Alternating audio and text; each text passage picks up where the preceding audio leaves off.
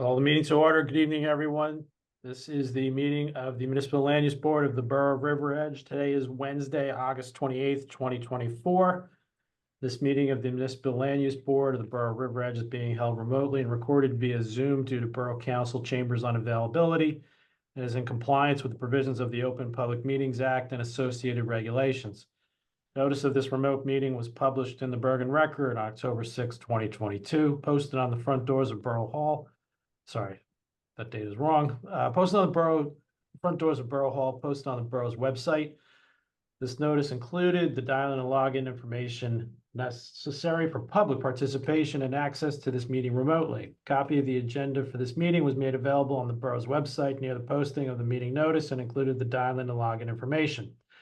During the public comment period of this meeting, if you would like to make a public comment, please press the raise hand button on Zoom or dial *9 on your telephone keypad to raise your hand. The board will address you by name or by the last 4 digits of your telephone number. You may mute and unmute yourself by pressing the microphone icon on Zoom or dialing *6 on your telephone keypad.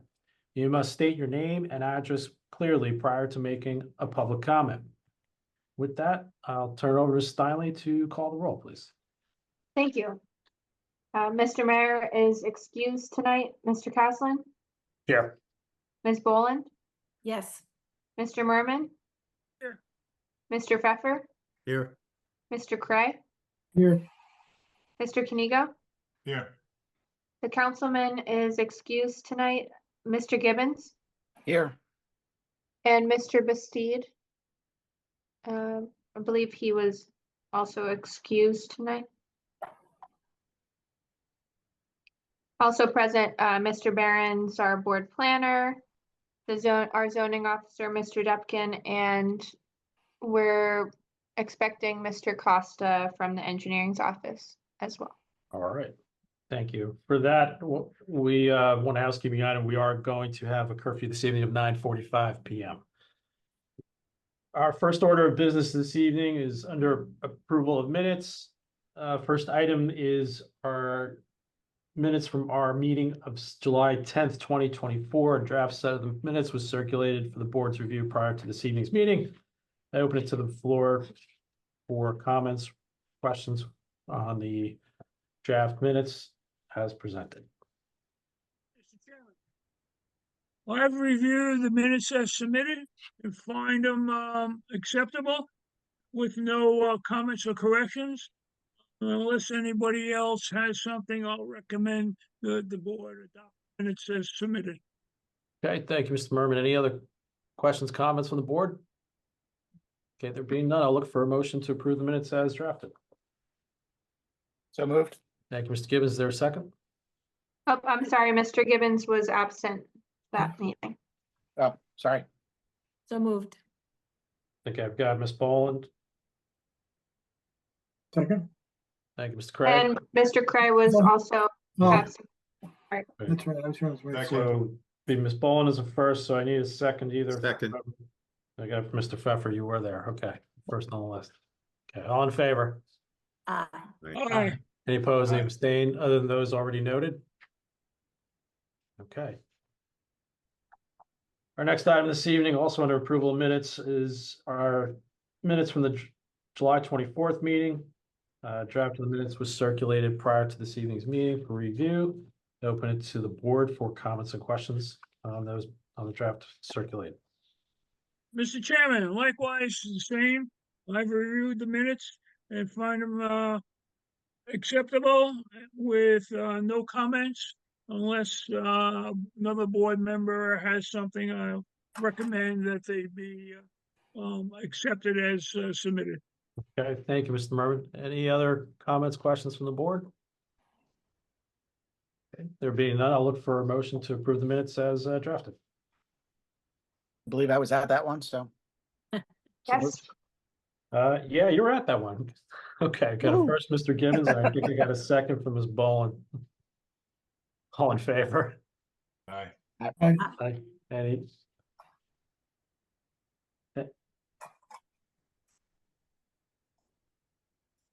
Okay.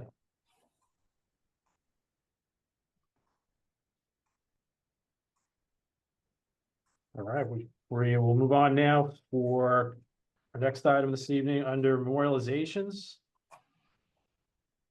The applicant is 831 Kindercamack Road owner LLC. Property is 831 Kindercamack Road, block 206, lot 9.02. Resolution granting variance relief. Draft of the resolution was circulated prior to this evening's meeting for the board's review and comment. Open it to the board for comments, questions on the draft resolution. Mr. Chairman, Mr. Murray. I've reviewed the memorialization and I'll pass it on to Marina Steinle for a comment. Thank you. There was only one revision that we noted on the first page. The fourth whereas clause said that there was a meeting on May 28th, but that should be May 8th. So I've revised that. Okay. Other comments, questions on the draft resolution? Okay, with that one change, I'll look for a motion on the resolution, please. So moved. Okay, thank you, Mr. Gibbons. Is there a second? Second? Thank you, Ms. Boland. Ms. Steinle, when you're ready.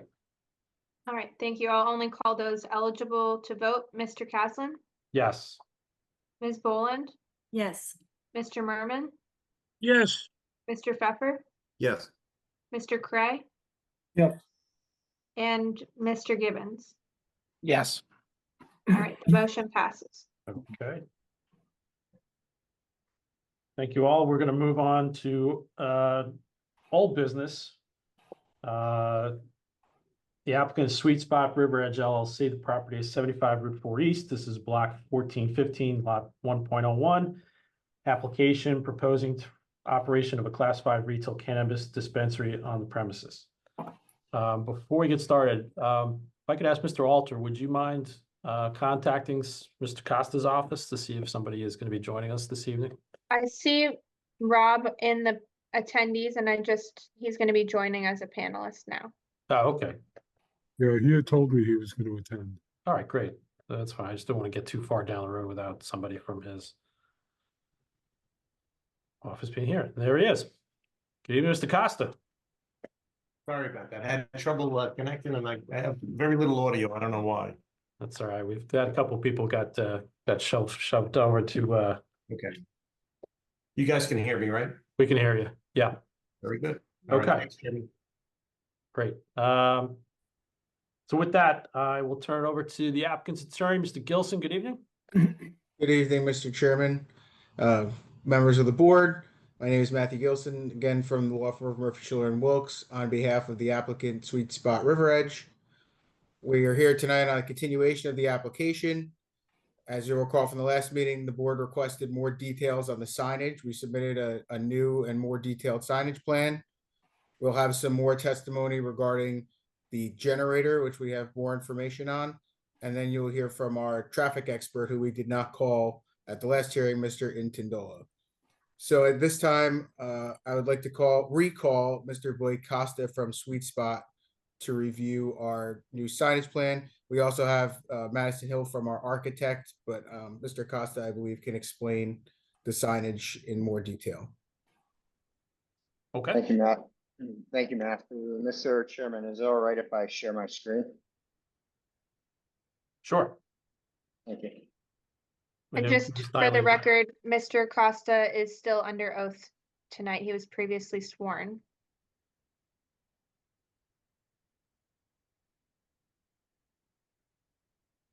All right, thank you.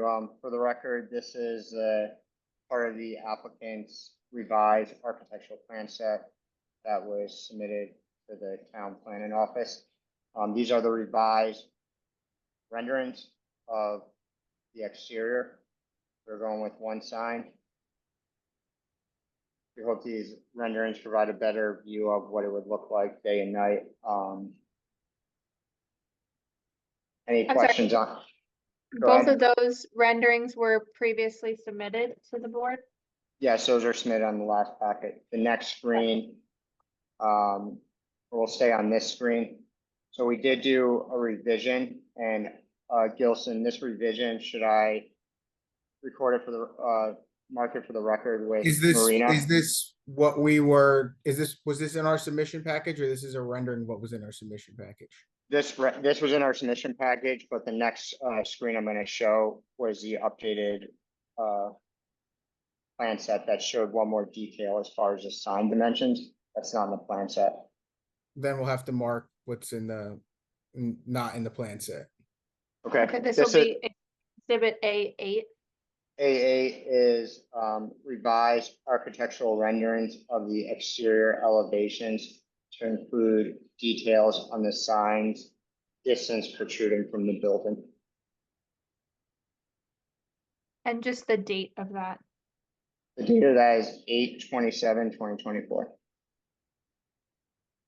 Could you zoom in on that if possible? This is still part of the packet. The next screen will not be part of the packet. This Okay, is part of the architectural packet that was submitted to the board. okay, In accordance with applicable state of New Jersey and Borough of River Edge ordinances, we show that our signage is compliant with all applicable sections. Here is a new exhibit 8A we are viewing. This shows our signage dimensions from the front. In addition, we'll be able to see the signage dimensions from the side with a 2-inch plus or minus with a max 8-inch protruding from the face of the building in accordance with ordinances. Are there any questions on the revised signage plan from the board? Yes, Mr. Blake. Yes, sir. Is Dick Merman here. Is that sign lighted? It is Any not, lighting on that sign or from within or what? no, there will be no lighting on the sign. No lighting, so it's just, was that raised lighting or a sign box that's mounted on the building? Sorry, Mr. Merman, you're a little broken up on that one. Okay. The, is that a sign box that's mounted on the building or individual letters? Individual letters, and that facade is existing. Okay, and there's only one of them, correct? Correct, there's only one of them, sir. Okay, all right, very good, thank you. You're welcome. Blake, could you, moving on from signage for a minute, go into more depth and discussion about the generator? Yes, so moving on to the generator, this is part of the packet that was submitted to the revised packet submitted to the board.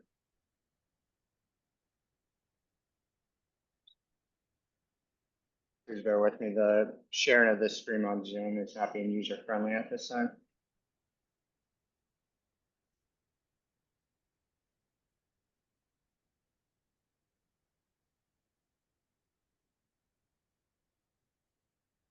I'm just gonna chime in for 1 second. I don't know if anyone else is seeing this, but I'm seeing like big black rectangles blocking 2 different sections of the screen. Am I the only one seeing that? Oh, I No, had I'm the same seeing that thing. too. Let me see. Oh, I see that too on my preview. Maybe if I stop sharing and reshare. Yeah, I don't know if you have maybe something's open and blocking it, but I don't think it's covering anything important, but. No, it's Yeah, I still don't there. have anything open on my screen right now. I can maneuver around it. Yeah, just so we see anything important outside of those boxes, please. Yes, sir. Thank you. So moving on to the generator screening in question. We have landed on this was submitted part of the packet, a louver style shielding, going with the palm shield mercury shielding in a gray neutral color. This will surround it and we'd have additional screening provided by the existing rooftop unit. So this is what it would look like behind the rooftop unit with some of the screening protruding, but you still wouldn't be able to see the generator. Are there any questions on the screening of the rooftop generator? no, just one question, could you just clarify the source of that's a natural gas operated generator? Yes, sir. And where's the gas line for that service coming from? I'll pull that up.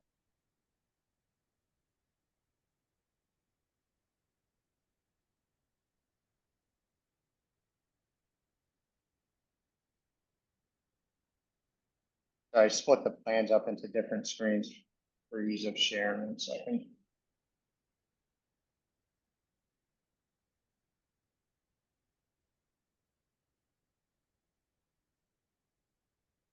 And Madison, what, are you on is Madison on as a panel member, one of our architects? Yes, I'm here. So Madison, I'm trying to find the plumbing could plan we- that shows a gas line. Like, Yes, just sir. 1 second. If we could swear Madison in. Sure. If you please raise your right hand. Do you swear or affirm that the testimony that you're about to give will be the truth, the whole truth, and nothing but the truth? I do. Please say your name and spell your last name for the record. Madison Hill, Hill. And then your business address, and if you're testifying as a professional, I'll need your background and licensure. Sure. Howell Group, 132 Central Street, Foxborough, Massachusetts, 02035.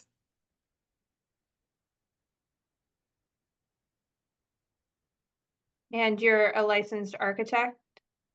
I'm not a licensed architect. I'm a licensed interior designer, In the state of New Jersey? Massachusetts. But the interior design qualifications is for all states. Thank you. You're welcome. So Madison is joining us as her partner, is currently unavailable to attend, so she's representing the firm. Madison, we're trying to find details on the connection of the natural gas to the generator. Are you able to Yeah. assist? Yeah, I'm looking at the plan sheets as well. Just give me 1 second. I should be able to figure out what plan sheet number it is. Or while she pulls that up, would you like me to answer another question, or do you want to wait for that? No, that's fine. We can keep going. I just wanted just one piece of clarity. The other units that I assume it's the HVAC on the roof. Or Yes, the sir. other boxes on the top there, are they gonna have the same blocking that the air conditioning will, or the No, refrigerator will? no, those were existing, so we weren't planning on doing any work to those units. Do we require to have some sort of screening on those? I don't know if that's more of a question for Marina. I know we typically ask for screening on any kind of items on roofs. I think Mr. Behrens might be able Yeah. to touch on that. I don't think it's a technical requirement, but we do, look at aesthetic enhancements as a public benefit for applications, especially those requesting variance relief. So, I drove by the site today. The units are fairly prominent.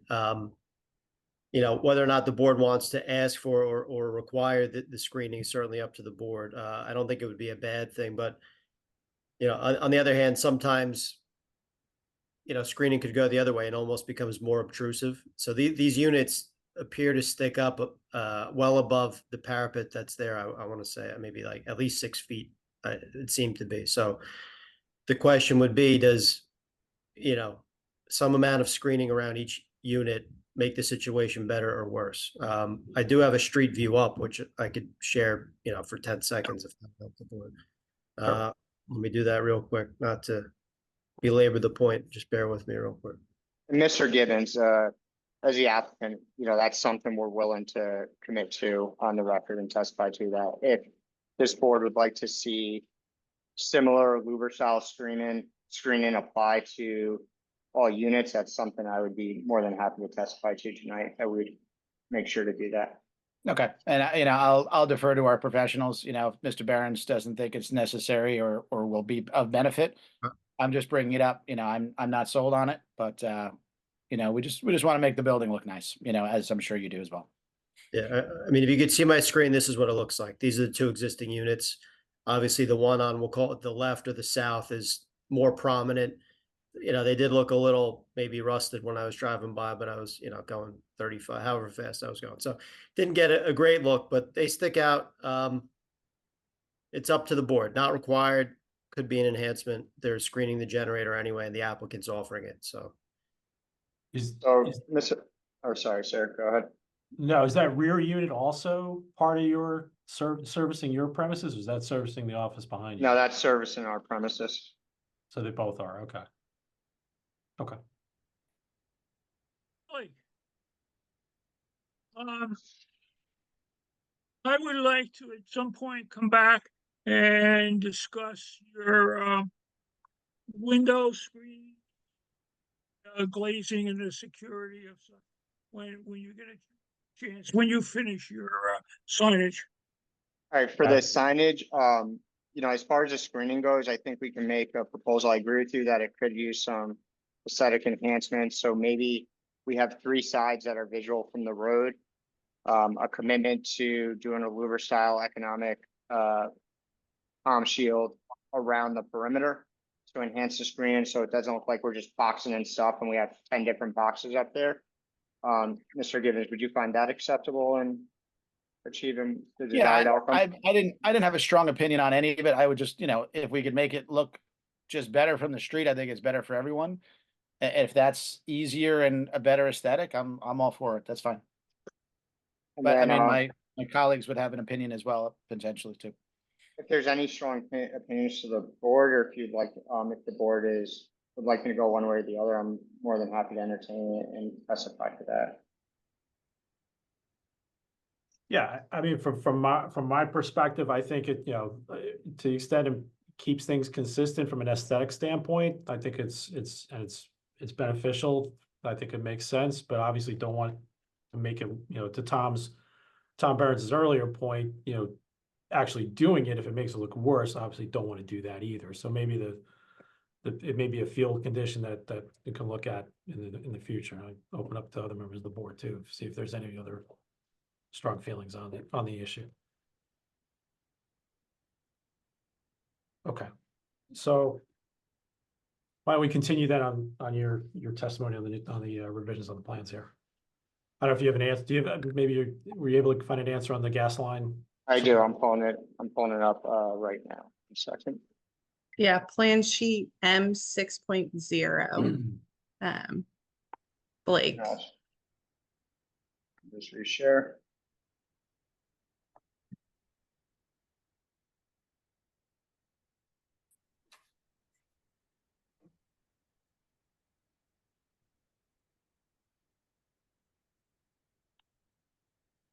Six point zero, you said? Yes, 6.0 note 9. So we are calling out for obviously to field verify the exact location, but there are some existing natural gas piping. So we are calling out to extend and connect our new gas line to one of the existing, the nearest existing. Which note are you seeing that under? Note 9. M 6.0. Oh, I might M 1.0. Apologies.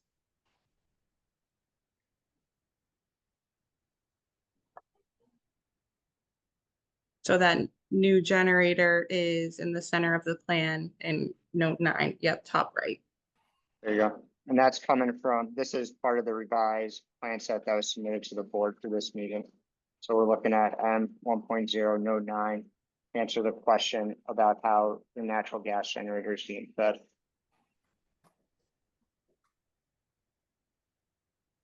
Okay. I'm good.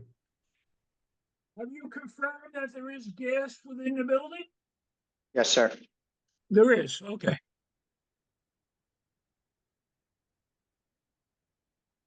Okay, Mr. Costa. So moving forward, My ahead, last Mr. question Gilson. for you is the display tables that remain. Could you describe what those are?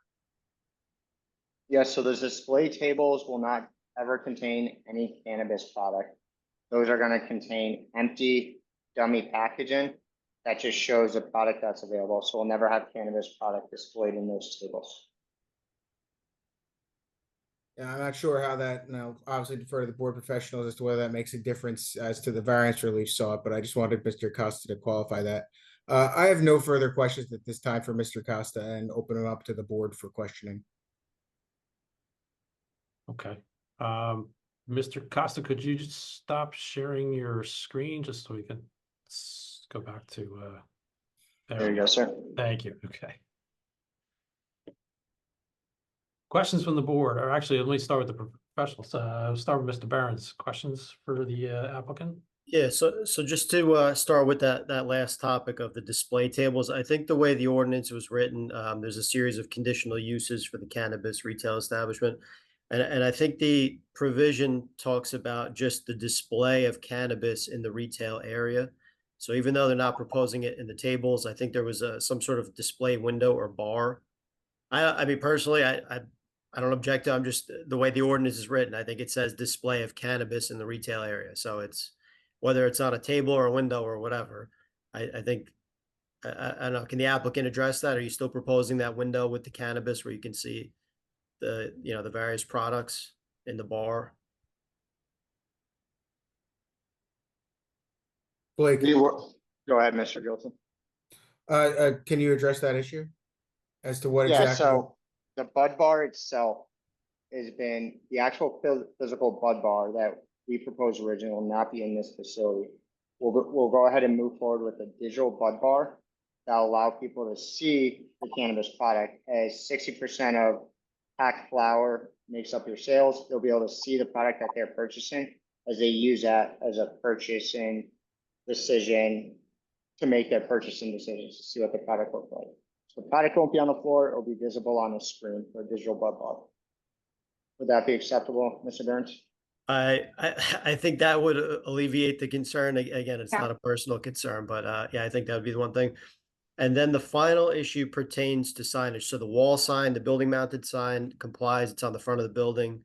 It meets the dimensional requirements. There are 4 wayfinding signs that are proposed that are 2 by 2, 4 square feet, and they're, I believe, 4 feet tall, and they're intended to guide customers through the site from the ingress driveway to the site, which is the southern portion of the lot where there's only an egress driveway. So no objection to it, but I think the code technically doesn't allow it. And I believe it would be technically contrary to the conditional use standard. So it seems like again, a technical deviation. I think it makes sense. I think the board had actually asked for it, if I recall from the last meeting. So I think you might have to go through the motions of just addressing that relief. Again, it would technically seem to require a D3 variance because it deviates from that one condition, but I have no objections to it. And beyond that, I don't think there are any other planning issues.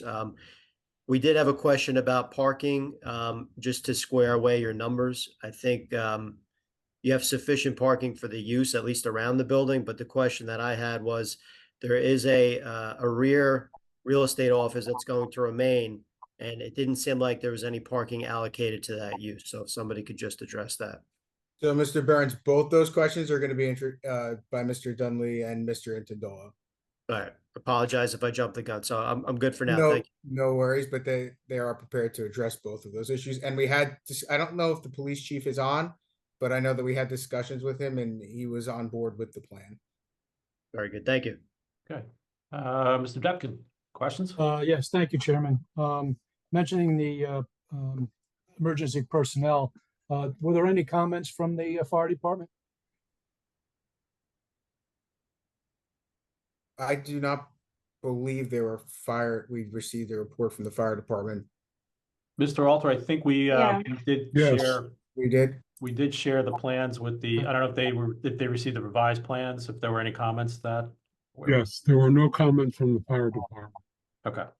okay, not on the revised plans. They accepted the original plans. Okay. The other item I had was the windows, the decals in the windows. Are they opaque? Are they, do they block out view from inside? Basically, sir. I'm sorry, go ahead. Oh, my apologies, I didn't mean to cut you off. Yes, sir, they are opaque. Okay, because in the code, it sort of it mentions no pictures or logos other than on or inside the window shall be greater than 2 feet in height and cover no more than 20% of the window area. I think my interpretation with that would be with, as people drive by, whether it's your establishment or retail establishments, you want to be able to see inside the space. Have any comments on that? State cannabis regulations require the, screening to be opaque. You're not allowed to see inside the space in accordance with state regulations. Okay, good. Thank you. You're welcome. That's all I have, Chairman. Okay, thank you, Mr. Depkin. Mr. Costa? Mr. Chairman, again, I think the one thing was at the last meeting was the generator, which I think obviously they're showing that now with the screening around the roof. And just to chime in on that, I would say if you're gonna put screening around that, I would keep it uniform and put screening around everything. And if, again, you can make it a field modification if you want to, or show it, and if it looks terrible, you could always remove it. All right, so I think that's a good idea. I agree with the field modification. I think what we do is order a couple sample slats, throw it up there and see what it looks like on that side. And then work with the town to make a determination of what's the best fit for this application. Right, and then as far as the, what Tom said earlier with the parking, excuse me, again, I guess wait for the traffic, and then I think the last thing at the last meeting was the traffic circulation. I know the chief was on at the last meeting. They revised the plan. Certainly we'll wait to hear the testimony. John is gonna testify. I think Brian, I thought I saw Brian somewhere before. And then see how the traffic circulation, the only thing I brought up at the last meeting, because you got the main aisle coming through, similar to the, where Total Wine is and CVS, that strip is very, it's, a lot of people go back and forth and traverse there and traverse in the back of the building. So listen to the testimony, but we might want to do some speed calming devices in that aisle, especially coming off of Route 4, if you're coming in pretty quick. But again, let's wait for the testimony. I think that was it. I think that was the only open items, Chairman, if I remember correctly. Okay, thank you, All Mr. right. Costa. You're welcome. All right, I'll turn to the board for questions. Mr. Cray, I'll start with you. Nothing at this time. Okay, Ms. Boland? I would like to just go back to the windows again. I understand that you can't see through, but do they have to be green? Can they just be frosted and still look like windows? Because the whole building kind of looks funny, all green. I'm thinking real quick. I don't see why not. I would say that although we're not allowed signs or graphics, or although we're not allowed certain signage, I would like to be able to have maybe some artistic freedom to have potentially a frosted window with some design over it. So maybe it's not all green, but you have some aesthetics of our brand on the window. Would that be something you're on board with, ma'am? It just seems to me it's kind of takes the place of signage by drawing your attention to it as being, green, cannabis kind of thing. If you could show some options, is there anything you can do now by sharing a screen of what it might look like? I mean, to be honest, I'd be more than happy just to, I understand your position. I'd be more than happy to comply and testify today that we would go with opaque frosted window coverings. Okay, that's my only comment. Okay. Okay, thank you, Ms. Boland. Mr. Buck? No questions at this time. Thank you. Thank you. Mr. Gibbons? No, not really. Just to confirm that design, if it does stay the way it is, it's really just a design. It's not a logo of any kind. It's not going to say Sweet Spot. It's just whatever design you guys like on here, right? Correct. It is not it's just a design. Yeah. Okay. Then nothing for this particular part. No. Okay, thank you, sir. Mr. Kanigo? Nothing at this time. Thank you. Okay, Mr. Mervin? Yes, I have two things, Mr. Costa. One is a confirmation, and the other is I'm going to have a discussion on the windows. The window, from a confirmation standpoint, the windows, as I recall, there was talk about it being bulletproof, and there was also some talk about a man trap being available. and so forth. I was wondering what was the final outcome of those? We will not be using bulletproof glass. We don't use will that. We will not. We will be treating all windows with the opaque window coverings. And then Okay. on the interior, they will have a 3M protected film. 3M protected film prevents the window from shattering. Essentially, if someone were to try to break in, they would have to cut out the window instead of hit it out. You would still be installing the that man trap device that you originally discussed? Yep, in accordance with regulations, I would ensure that the exterior door is shut when the interior door is Right. ready to be opened.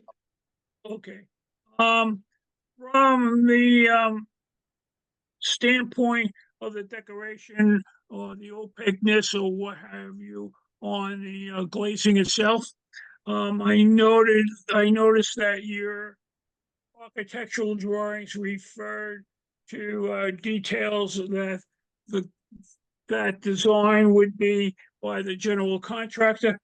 What I would like to offer is that the glazing, any decorations or glazing on, no glazing or what, excuse me, opaqueness or what on the windows, be submitted to Mr. Behrens or Borough Planner when you select it for his approval. And I think that I will recommend to the board that that item be part of our approvals. I believe that it should be coordinated with the borough, whether it's opaque or colored, or whatever is finally selected, that we have a say in the matter and approve it. Yes, sir. I would imagine you would have no problem with that. I have no problem with that, sir. Okay, so when we get to it later on, I will put that in whatever motions that we have pertaining to the project. Thank you, sir. That's all I have on the dispensary. I'll wait for the other signs that Mr. Barron referred to, that I assume the negative representative will address the way signs. Okay, thank you, Mr. Merlin. That's it. Thank you. Thank you. Okay, I've got nothing further. So Mr. Gilson, I'll turn the floor back over to you. Well, at this time, I would like to call Mr. Brian Tindola from Negley Engineering, our traffic expert. Good evening, everyone. Good evening. Can you please raise your right hand? Do you swear or affirm that the testimony that you're about to give will be the truth, the whole truth, and nothing but the truth? I so swear. Spelling of my name Yes, please. is Brian, Brian. Last name Intindola, Intindola. My license is current in the state of New Jersey, and I'm a graduate of NGIT with bachelor's and master's in civil engineering. And I've been working on municipal scale traffic projects for the last 25 years. Currently employed with Negley as the principal traffic engineer for 19. Thank you. Mr. Tindola, could you please describe your scope of engagement for this project? Yes, thank you, Council. What we wanted to see is that for the specific overlay zone, is this applicant offering a right-sized application for the zone? And does the parking and circulation, and is it compatible with NJDOT standards for Route 4 and the 3 access points? And that's basically the process that we went through to present this evening. And did you prepare a study in relation to this project? Yes, there was a traffic study that was submitted to the board. I believe July 23rd is the date of the report, which went through the basis of a traffic report is we did traffic counts in March before school got out. We made sure of that. We did traffic counts mid-week, mid-month, March 14th. We did AM, PM, and Saturday counts, given their retail nature of the parcel globally, as well as with respect to the application for the cannabis retail. what we found was generally that the introduction of the cannabis traffic, because this is basically a right in, right out driveway for the most part. You have the far driveway, the middle driveway, and the end exit driveway. It's conducive for the retail traffic that we have. And really what all those driveways would work as in the build condition, as compared to the no build condition, they operate at level service C, which is indicative of most of the commercial access driveways along Route 4. But in this one, it's an interesting case because there is across our site frontage the development of the service road, I'll call it, or the access or slip ramp, and we are part of our driveways are in it, and part of it are out of it. So, with that respect, we wanted to see what the NJDOT would react to in terms of what we're proposing. So there's a process, a pre-application or a process where we can ask them for a letter of no interest, provided we give them the details of what the proposed application is. And then number one, in that type of presentation we give to the NJDOT for this section of Route 4 is that we understand that we are not modifying the driveways. We believe, and more importantly, the NJDOT believes that the site can operate with the existing driveway geometry that we have now. The end, center, and mid. The end mostly services the adult daycare. The mid is a combination of a distribution way to both ends of the site, and the middle, and the end driveway to the other end towards Main is one right turn out only, and no entrance. So in that configuration, myself as a traffic engineer, if I were to design a site to have the least amount of conflicts on Route 4, it would be this site. All right in, right out, and then minimal connection to the back street, which is separated by a stream from what I observed. So it's very nicely self-contained, and so not only is the zone appropriate, but the cannabis use in the zone from a traffic point of view is appropriate. So that was my first test that I did. And then what was curious to me was the parking, right? So if I may share my screen, I just put an exhibit together just to come to my conclusion for the parking, and I believe this would be exhibit A9, and it's just a PowerPoint that I will go through briefly to kind of codify what level of parking that is per your ordinance, and to see if we are over or under. And so I'd like to present that, if that's okay, to the board. Sure, please proceed. Okay. You find my screen. I found my screen. And can you see that screen? Okay, I see it. You see it. Yes. And could you just describe the Yes. PowerPoint and the number of pages? Right, so we have it already pre-labeled as Exhibit A9 as I was following along with the prior testimony, with the prior exhibit being an additional rendering, if I believe. A9 is a series of how many sheets? I think it's 1, 2, 3, 4, 5, 6, 7, 8, 9, 10, 11, 12, 13, 13 sheets, which I'll provide to the board secretary as a PDF, so it locks it down. If that's okay? Works, thank you. Okay, so then basically it's the cover sheet. It's done by myself and my assistant Rue. And so first of all, I want to take us through the process of what the traffic engineer says, myself, the parking generation should be. So if we go to the second sheet, we take the uses that are on site, and we have the furniture store, we have the rear office of where the cannabis is going to be located. We have an adult daycare. I did the adult daycare twice just to see what different uses do because specific to your ordinance, the adult daycare is not in your ordinance, but your ordinance does say if the use is not there, the board can determine what the rate is. So I just wanted to throw that out there. So I gave you a sampling of two.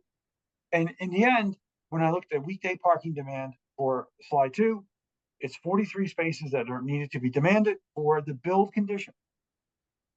And on the Saturday parking demand, because the offices are not in operation, and I don't believe the adult daycare is there, the parking demand goes down and it's 23 spaces. So then that's my first test, is to look at the Institute of Transportation Engineers parking generation, the 5th edition, because they have more recent data with respect to the marijuana or cannabis dispensary. So then I hold that number and then I go to, well, what does Mr. Costa's office say about that? And the way they interpret it is that they believe that there's 2 definitions in the for a furniture store in your ordinance. One is 110 spaces for the furniture store. The existing office is straightforward, is 6 spaces, as you can see Mr. Costa's review table. And the adult daycare, they use the medical office as the use that most approximates the adult daycare. And I use the ITE because I had it for daycare. And then, but there's not really doctors here. And, you know, like when you go to a doctor's office, pretty small office, you're in the waiting room, you're pre-queued with the nurse, and then the doctor comes in. So it's not quite that operation because this is like, as far as I understand, it's a memory care and as well, and they are bussed in. And you can see the buses on the site at all times. So it's a little bit different, but be that as may, that's what the board determined.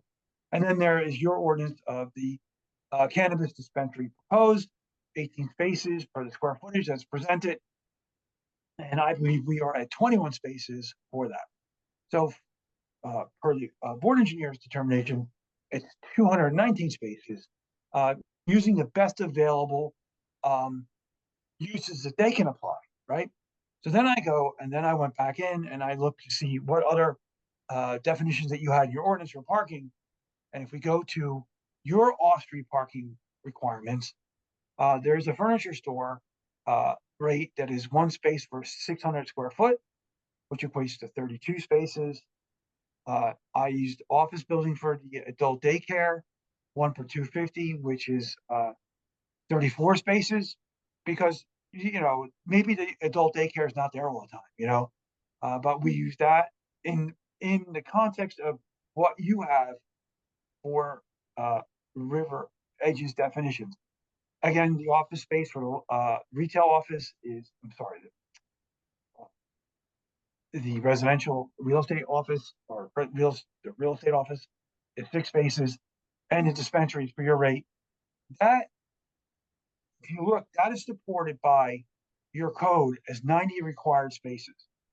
We had a couple of discussions with Mr. Costa's office, and it seems like our office and Mr. Costa's office is settling on 90, but of course, Mr. Costa can always speak for himself, and so that's where we're at. So under the proposed conditions, we have 116 spaces.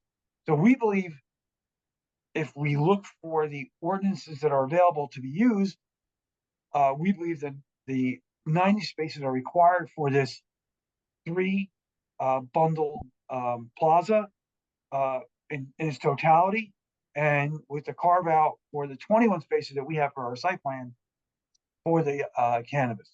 So that is where we're at. I'm going to take a breath because it's a lot to process, and I will just ask if the board has any questions so far.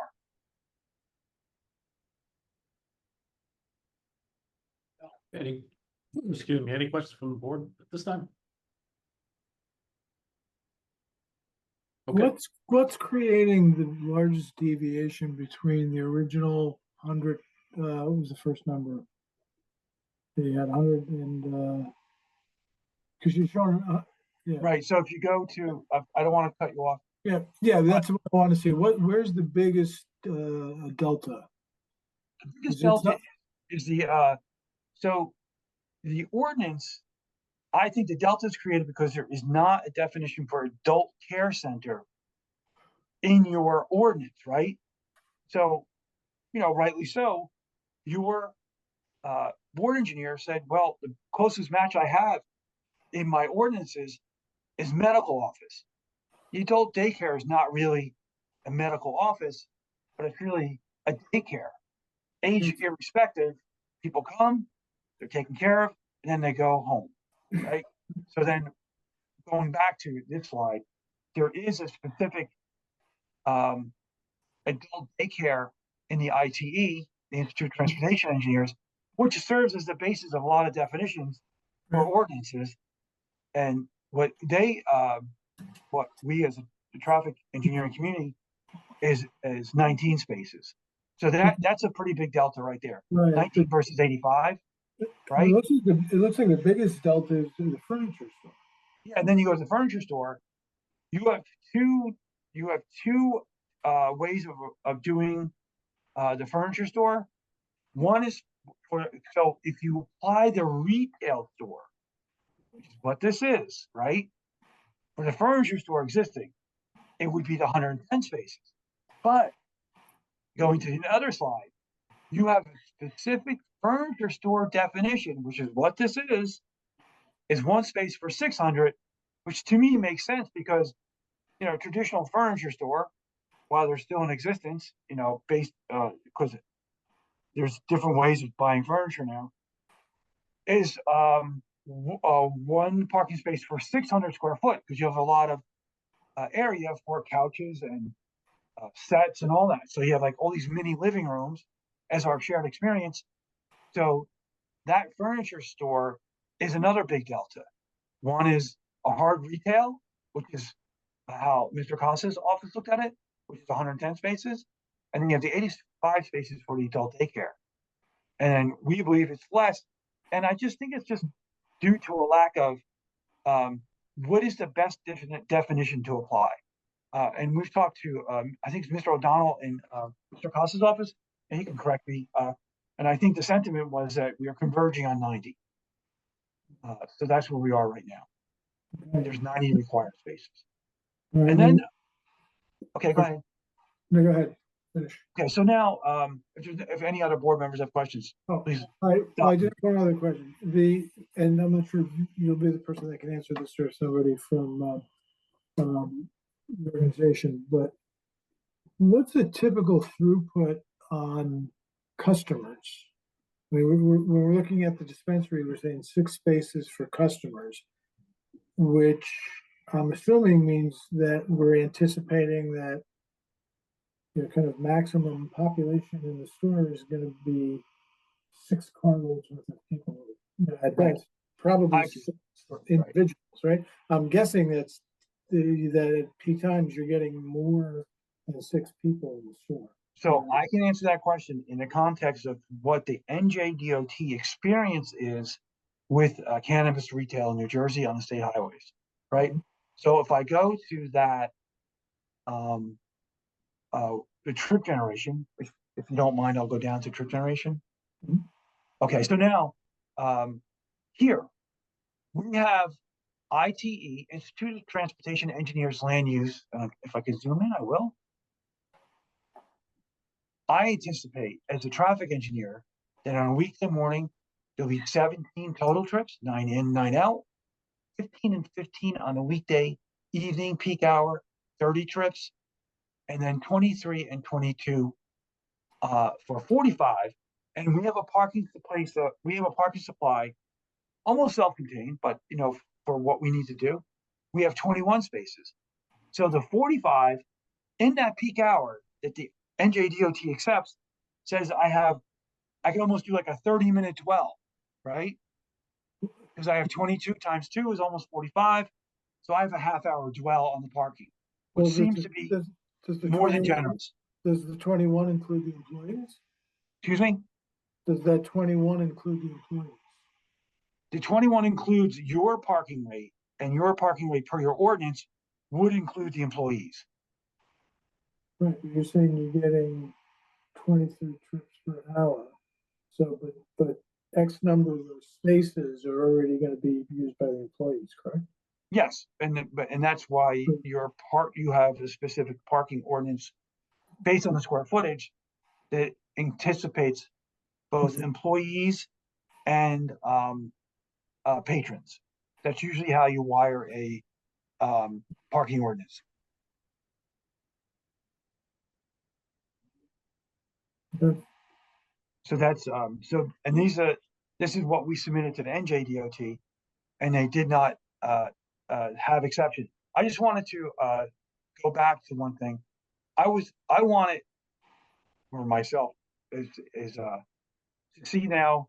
I say this, but what if this furniture store is more popular than I think it would be, or the adult daycare, right? Because they are kind of the combination plus with the cannabis retail is fairly unique. So we did a series of we looked at a series of satellite photographs and counted the number of cars per the time as another data point that reflects what is happening, right? So I have this slide is from the near map satellite image, and so back in time in July 1 at Monday at noon, there was a total of 37 parked vehicles. I'm like, okay, I don't seem to have a demand that I could not anticipate. Then I look at another day, Monday, May 15th, in 2023 at 10 a.m. And again, I have a total of 30 parked vehicles. I can see, I don't know if you see my cursor or not, I see a couple of the shuttle buses that they use for the adult daycare. There's some of the staff on the westerly side, and maybe some more shuttle buses there, but not an inordinate demand on the parking. And then I go to my next slide, and I look September 14th, 2023 in the afternoon. Again, I see a total of 30 parked vehicles. And one more data point to make me feel better. I go March 8th this year, and this is not too far from the week that I counted the traffic. We have 32 parked vehicles. I see along the Brookline, the shuttle buses, staff, and that is at 1 o'clock. So normal parking demand, I don't see anything inordinate or special about this site with the existing two uses. So that gives me a little bit more confidence that the 90 that we're thinking that is the required spaces actually works for this site. So as the applicant's traffic engineer, I'm very comfortable saying that if I had 90 spaces on this site, it would work. But I have the luxury of 116 spaces because we reconfigured some of the parking spaces to be really just modernize them and not try and squeeze a space everywhere we could, because we had a little leeway to do that to better organize the spaces. So I wanted to really detail the parking requirement, and I think that at this point, unless you have other questions for me, I'll take a pause, I think and we can see Mr. what Gibbons, I think, has a question. Yes, I do. Few clarifications. I mean, first off, I personally don't think we're going to have a problem with parking in the current, the way it's proposed, but I do have a few questions.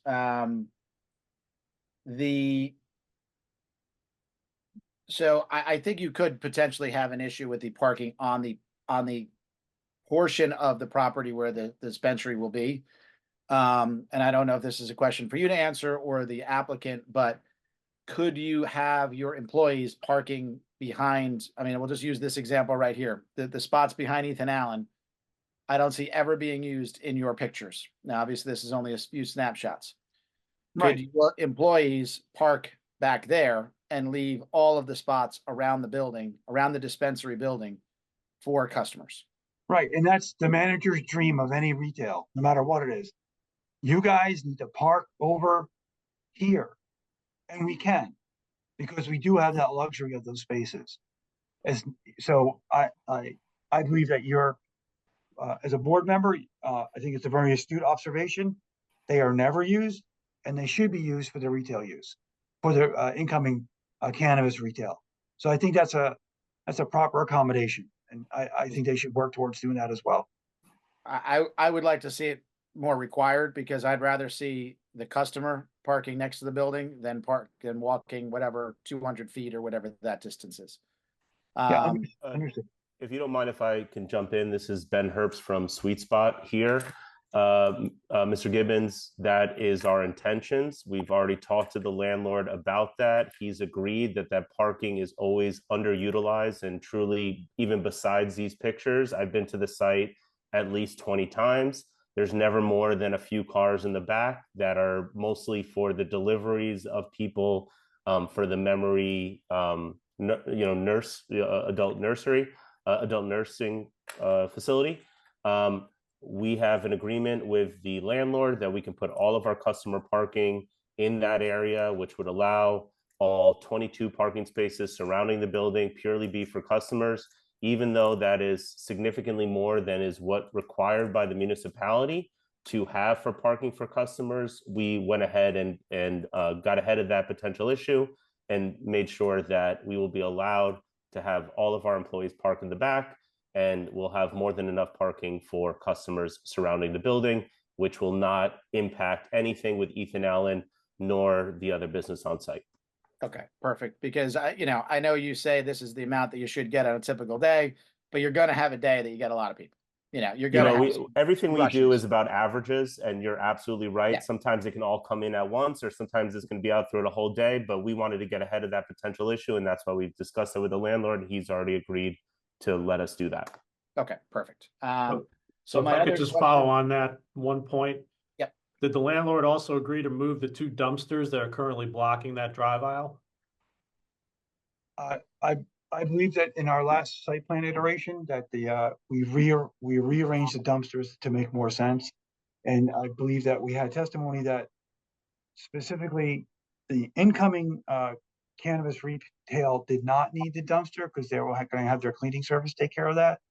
But if John Dunley, if I can stop sharing my screen, if we could bring up the latest site plan to show the dumpster location. I don't think you need to do that because I don't think I understand that was the testimony. I don't think these are your dumpsters. I think these are Ethan Allen's dumpsters or somebody or the adult daycare dumpsters. But there are 2 large dumpsters that are situated in that drive aisle back there, which probably is the reason why people don't bother parking there because you can't drive down the aisle.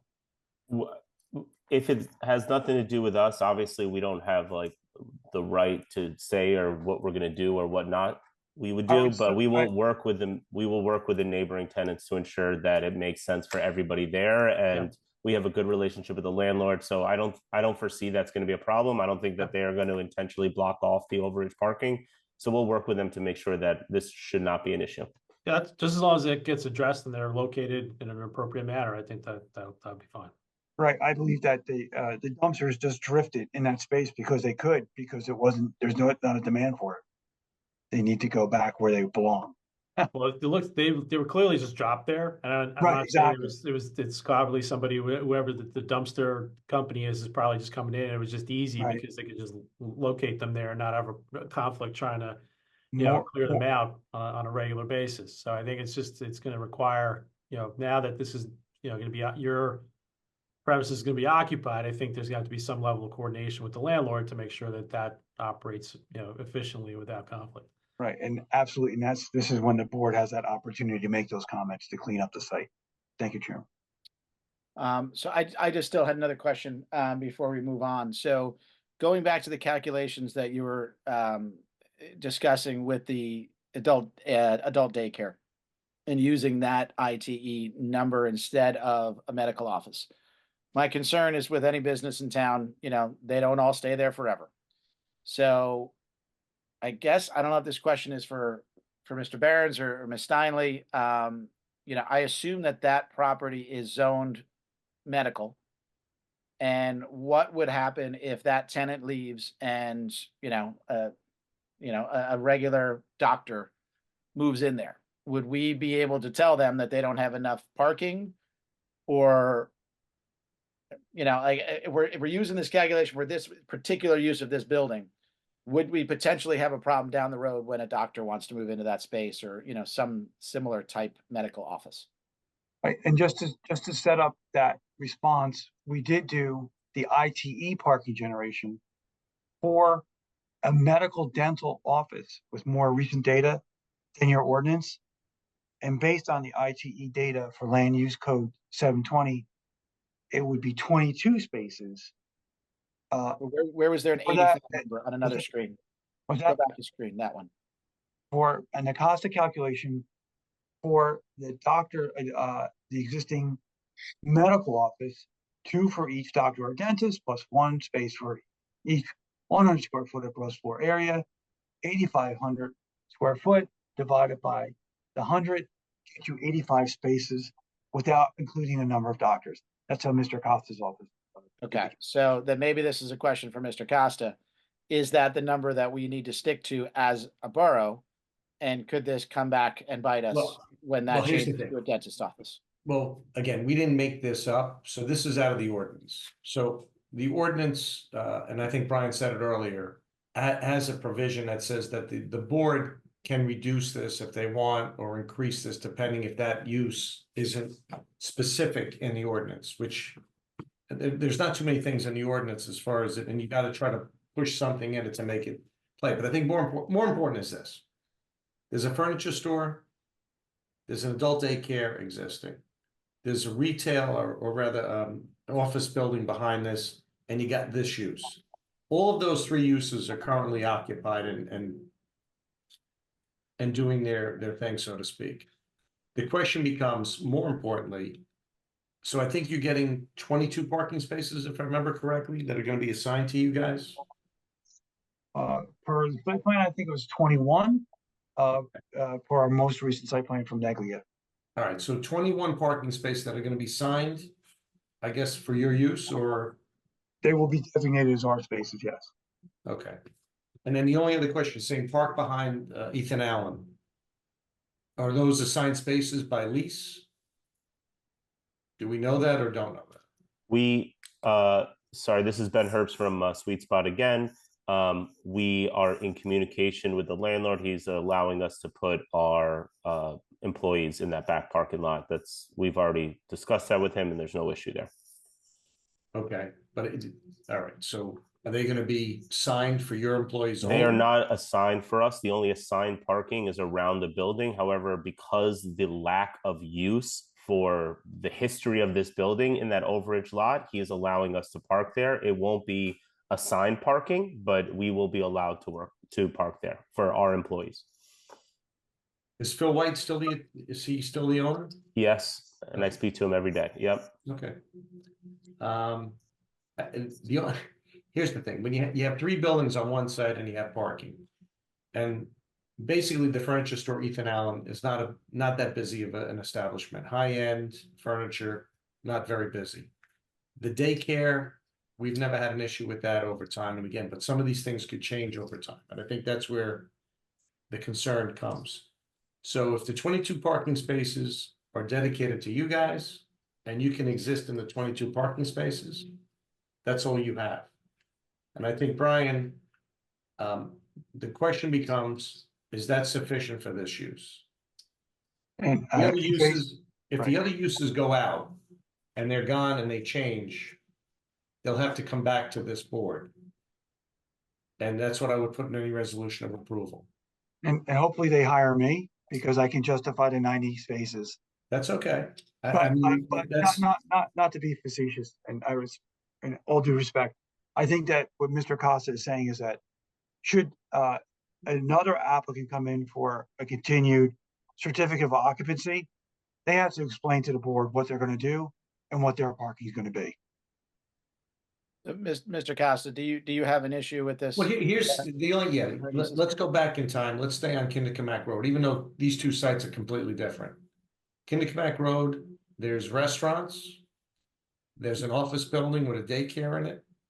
There's another restaurant, and it's the Hatfields and the McCoys, if you remember. And another restaurant came in recently to change from, who's just put the sign up, I believe, yesterday or today. So you don't want that to happen. So the reality is, by lease, you have 21 parking spaces. So I think what you need to do is prove those 22 parking spaces that you have by lease work for your business. If that's not sufficient, then I think you need to go back to Phil White and say, Phil, I need X amount more spaces. But right now, that's what you have. That's what's going to be dedicated to you per this site. And if the other ones aren't going to be dedicated and they're not shared by all the other tenancies, then you could have, again, a conflict with the other tenants, and we become the Hatfields and the McCoys again. And that's what I don't want this board to do. Mr. Costa, let me just clear something up for you. There's 39 parking spaces in that shared lot. And as you've seen from images over the last 5 years, there's never any cars there. That's why we've had this discussion. In addition to that, I believe Brian has shown through, the ITE parking thing that the 22 parking spaces that we have meet the state's requirements of what we need and your guys' requirement. And then Mr. Gibbons just asked us, would he allow us to have our employees park there, which we've said we have that permission.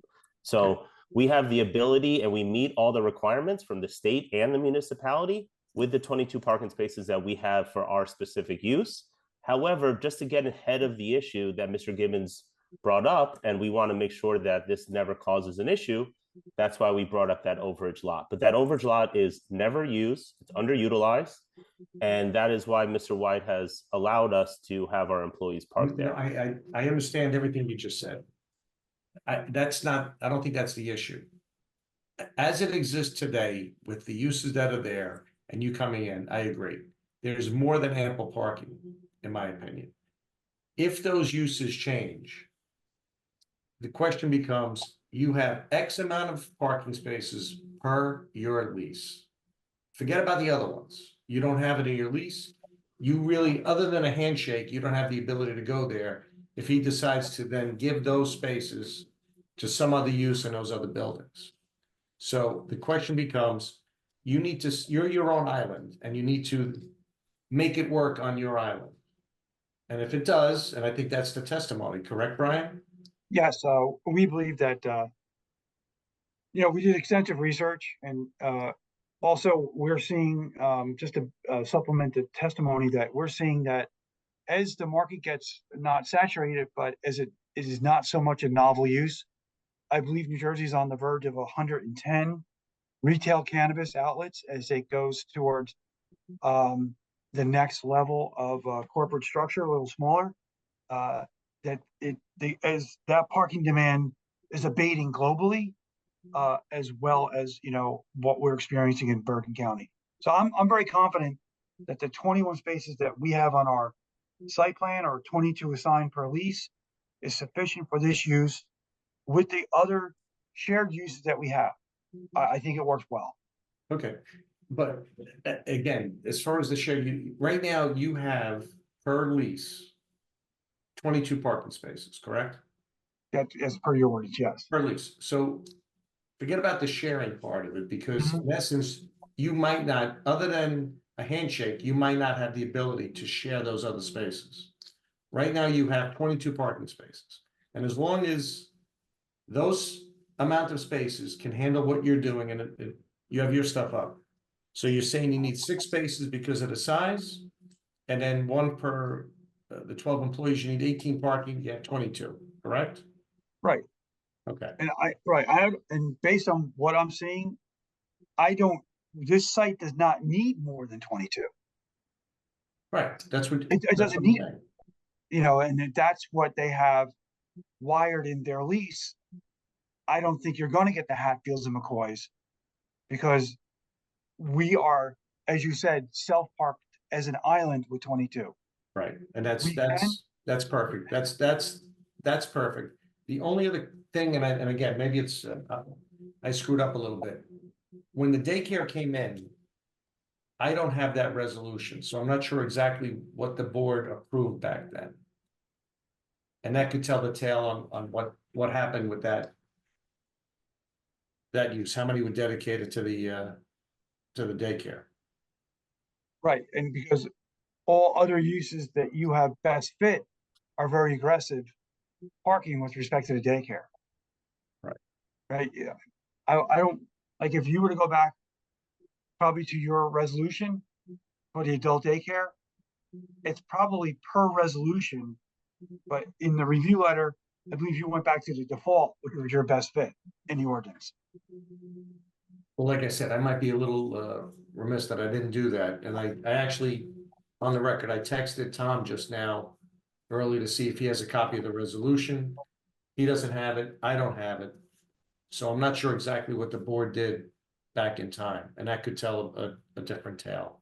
Can I interrupt for just 1 second here? So if we think, I mean, I know this is all one big property, but if they have the 22 leased, paid for, dedicated, their only slots, then do we have to be concerned with how many slots the Ethan Allen needs and how many the daycare need? No, I don't Right, think we, I don't think we do, and they So have. I guess, I mean, I know I 22 started this conversation, I can probably, and maybe I can end it.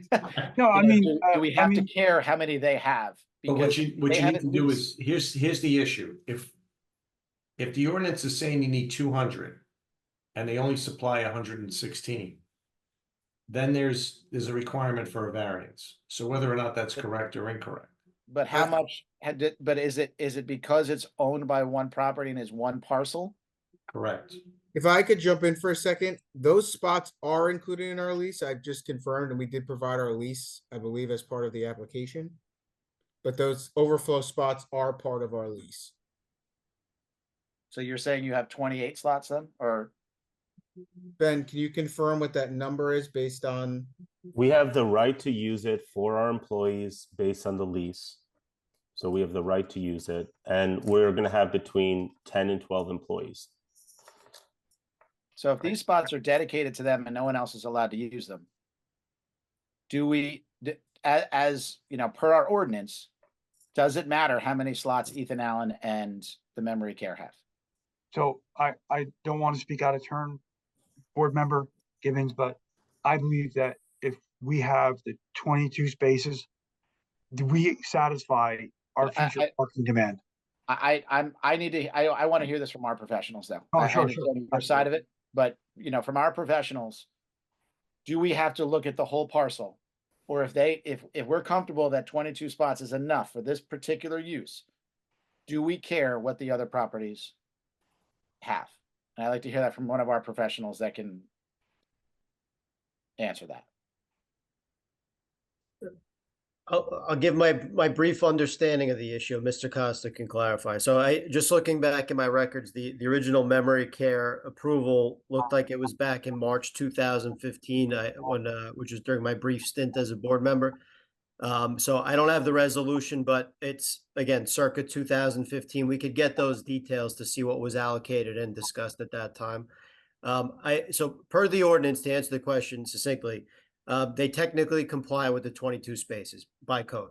That they're compliant, is my understanding. So the parking that wraps around the one building is sufficient, but I think what we're hearing is that either because it's better business or because they anticipate actually more people coming to the use, at least initially, that they need those extra employee parking spaces. So, you know, to the point that Mr. Costa brought up in the future, Ethan Allen may not always be there. So if we go ahead and take away 10 or 12 spaces from there, that could create a future problem. So I think we could address this in a couple of ways. One, the board is simply comfortable with what the applicant's offering and we give them Ethan Allen spaces.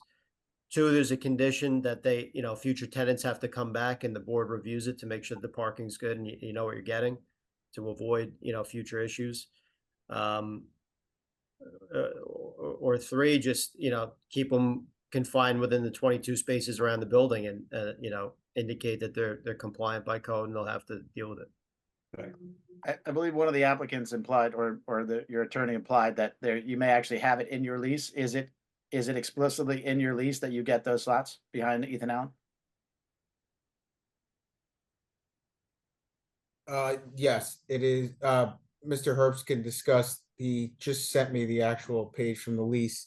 But tenants' vehicles and those of tenants, guests, invitees, or others there subject with the consent of the tenant are permitted to park in these spaces attached, and the exhibit includes those Ethan Allen spaces.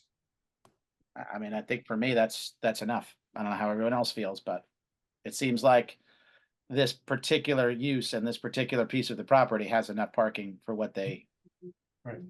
need. I would agree.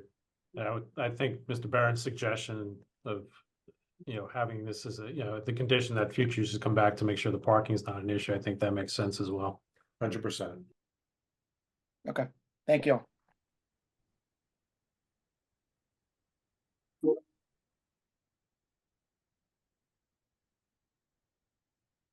Hey, John. Okay. Any other questions or from the board? Okay, I think, Mr. Intandola, if you would continue on with your testimony. So, I mean, I'm basically in the conclusion phase. Okay.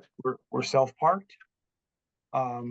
We have the letter, I think, that was submitted to the town, to the borough, with respect to the letter of no interest, as issued by the state, and they find that no new permit is needed, and this does not create a significant increase in traffic as defined by the New Jersey State Highway Access Management Code.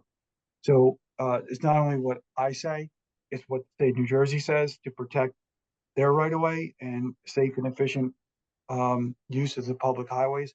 So all said, this is a right-sized application for the parcel in mind, and it reflects the overlay zone that we are tucking into. So for all those reasons, I believe this site can move forward for the board's consideration. From the traffic and parking perspective, I think those issues that the board has to look at are safe, and they're and it's well parked.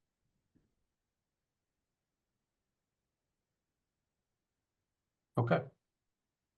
And thank you for your time.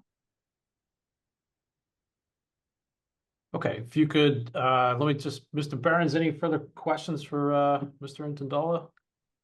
None from me, Mr. Chairman. Thank you. Okay, Mr. Depkin? Chairman. Okay, Mr. Costa? No, I'm good. Thank you, Chairman. Okay, let's go to the board at this time. Mr. Kanigo? I'm good. Thank you for the presentation. Okay, Ms. Boland? No additional questions. Okay, Mr. Pfeffer? No questions. Thank you. Mr. Cray? I'm good. Thank you. Okay, Mr. Merman? Yes, I have a couple of questions. Did Mr. Incandola, did you research and obtain any accident reports at these points of entry and exit? We did look at the Safety Voyager system that the state police maintain, and we did not see an accident rate that would be in the red. You can look at Safety Voyager. There are, they have green, which is in the normal range, amber, which is a little bit heavier, and red. For this particular access points, it was not an untoward rate or a higher rate. Okay, so you did, and you did not see, if I can use the word, any red flags. I did not see any red or red flags. Yes, Mr. Murphy. Okay, all right. Let's look at the route for entries and egresses. I think would you agree that those at least two of those could on Route 4 itself use some kind of attention and or improvement? Based on my view, they are generous. The radii are generous for the exit speeds that are encountered. Actually, I think they're overly generous because they necked them down a little bit in recent years with the NJDOT. So from a geometry point of view, per the concrete curves that are there, I don't see the need to change that geometry. Other than geometry, would you look at some kind of enhancements? I think Mr. Costa mentioned something the last time I believe he used something like rumble strips or something like that, but So that's it. Yes, Rick- so let's talk about the rumble strips. Dying to talk about that. So then when you come in off of Route 4 and you are coming from the exit lane, which is the service road. So you can anticipate about 25 to 35 miles per hour, which is really street speed. There might be others, the outliers, like any bell curve of drivers, they might be a little bit higher. But in my view, I think that on the main line along the site, that it could be that it might be counterintuitive answer, but it might be alarming to encounter rumble strips because you are busy negotiating.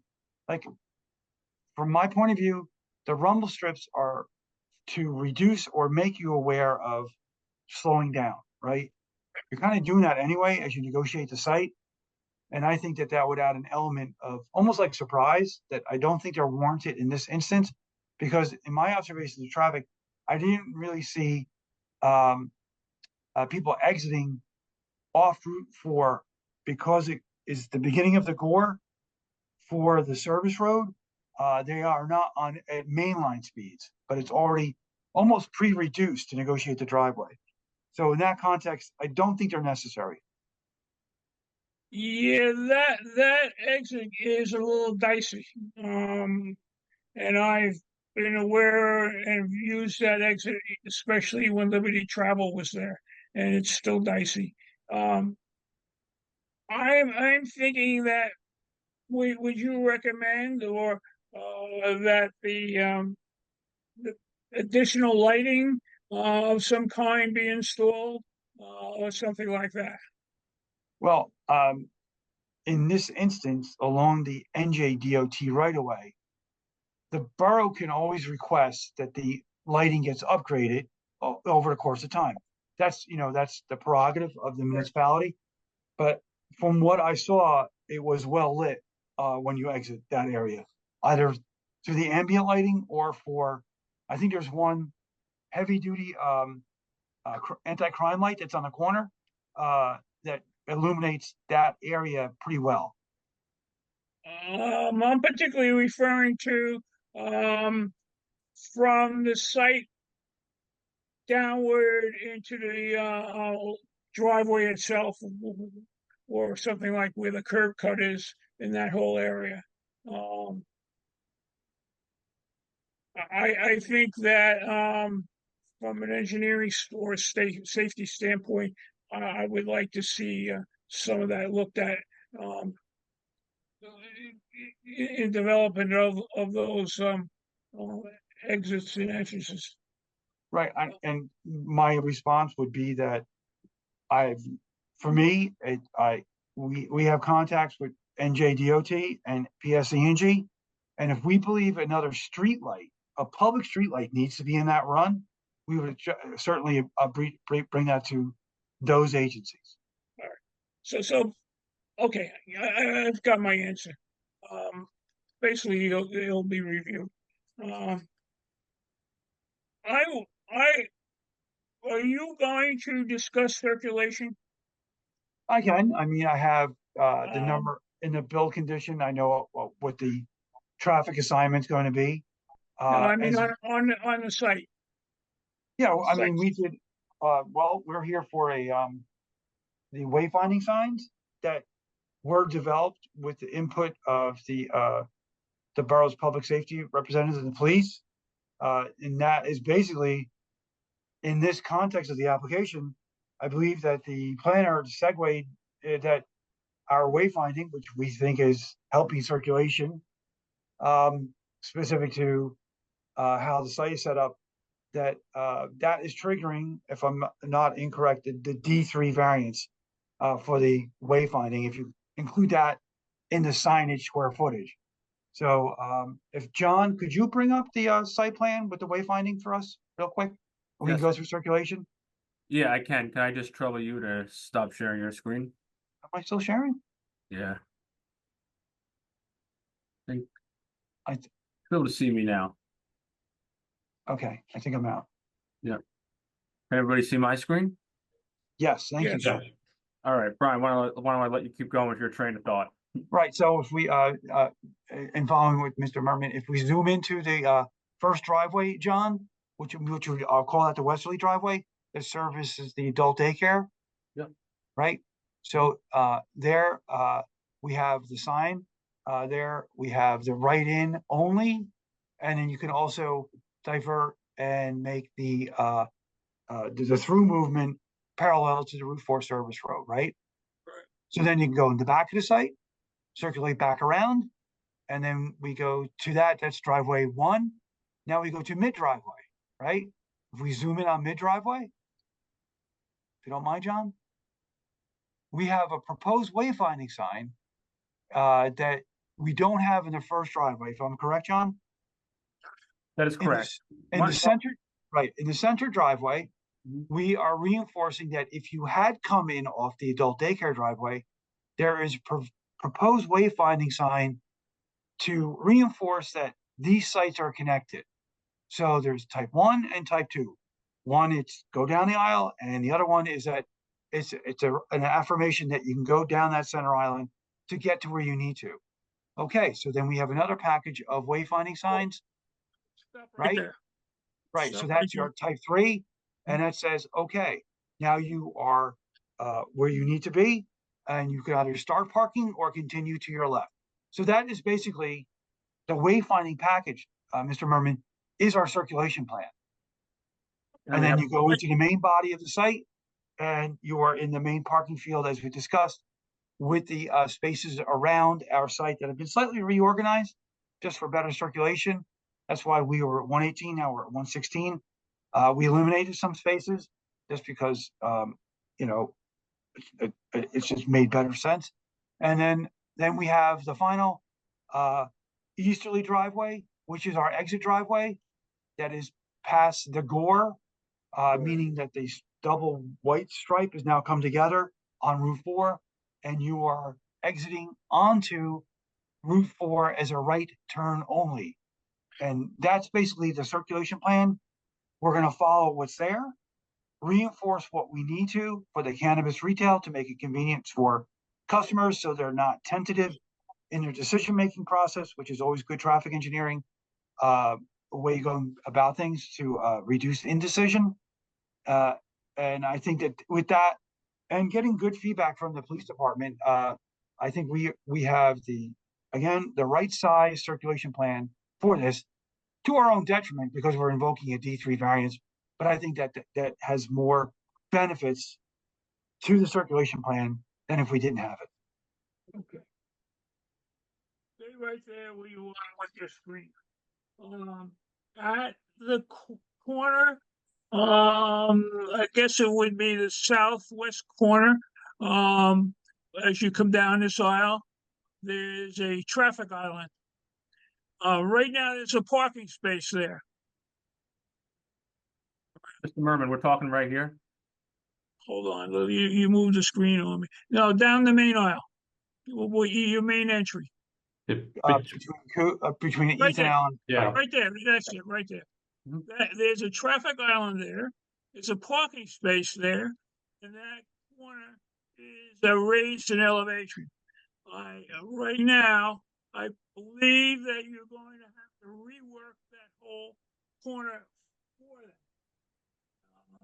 There's an additional Mr. Merman, we're one having a that hard time hearing you. We Okay. dropped out. Okay, So- can you hear me? Can you hear me better now? Yeah. Yes, please repose your question. Okay. If you look at that corner of the Ethan Allen building, there's a traffic island. That traffic island has a parking stall next to it. And the elevation between that and the rear lot is higher at that point.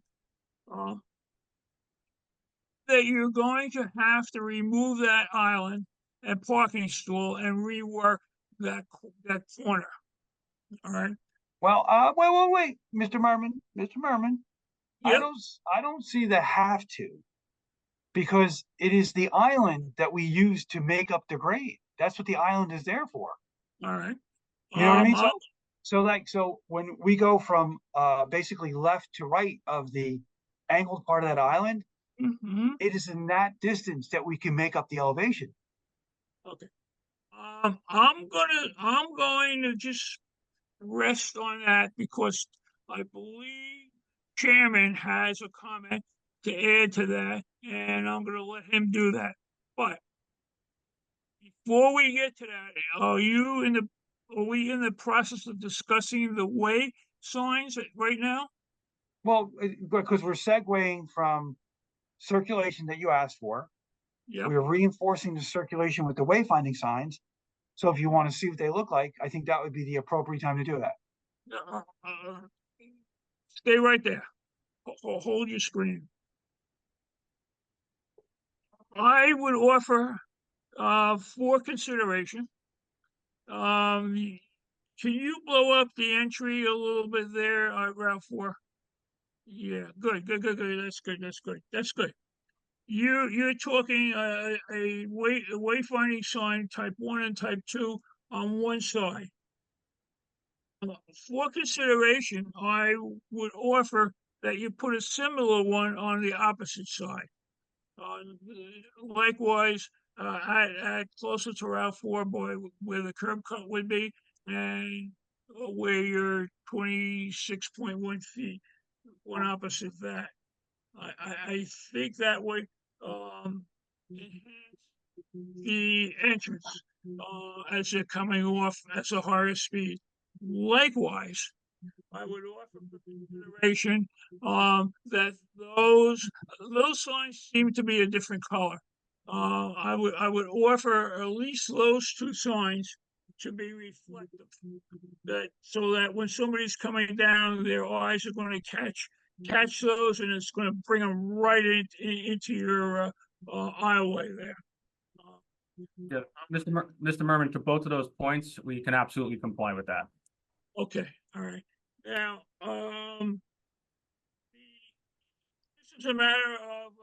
this is a matter of information. The other way signs, are they going to be? They seem to be a different color. The other ones that you have. So Yes. So to answer your question, I think if the question is that with respect to colors, I believe that the sweet spot, the wayfinding signs, are what's intended to match the general facade and architectural style of the building. That was our intent, and if it's a matter of matching the concrete customer signage, we can do that. They would be a unique color. They would be unique. That is correct. Okay, that's good. That's perfect. And I guess we could say that's true of all the other sweet spot parking and so forth. What I'd like to do at this point is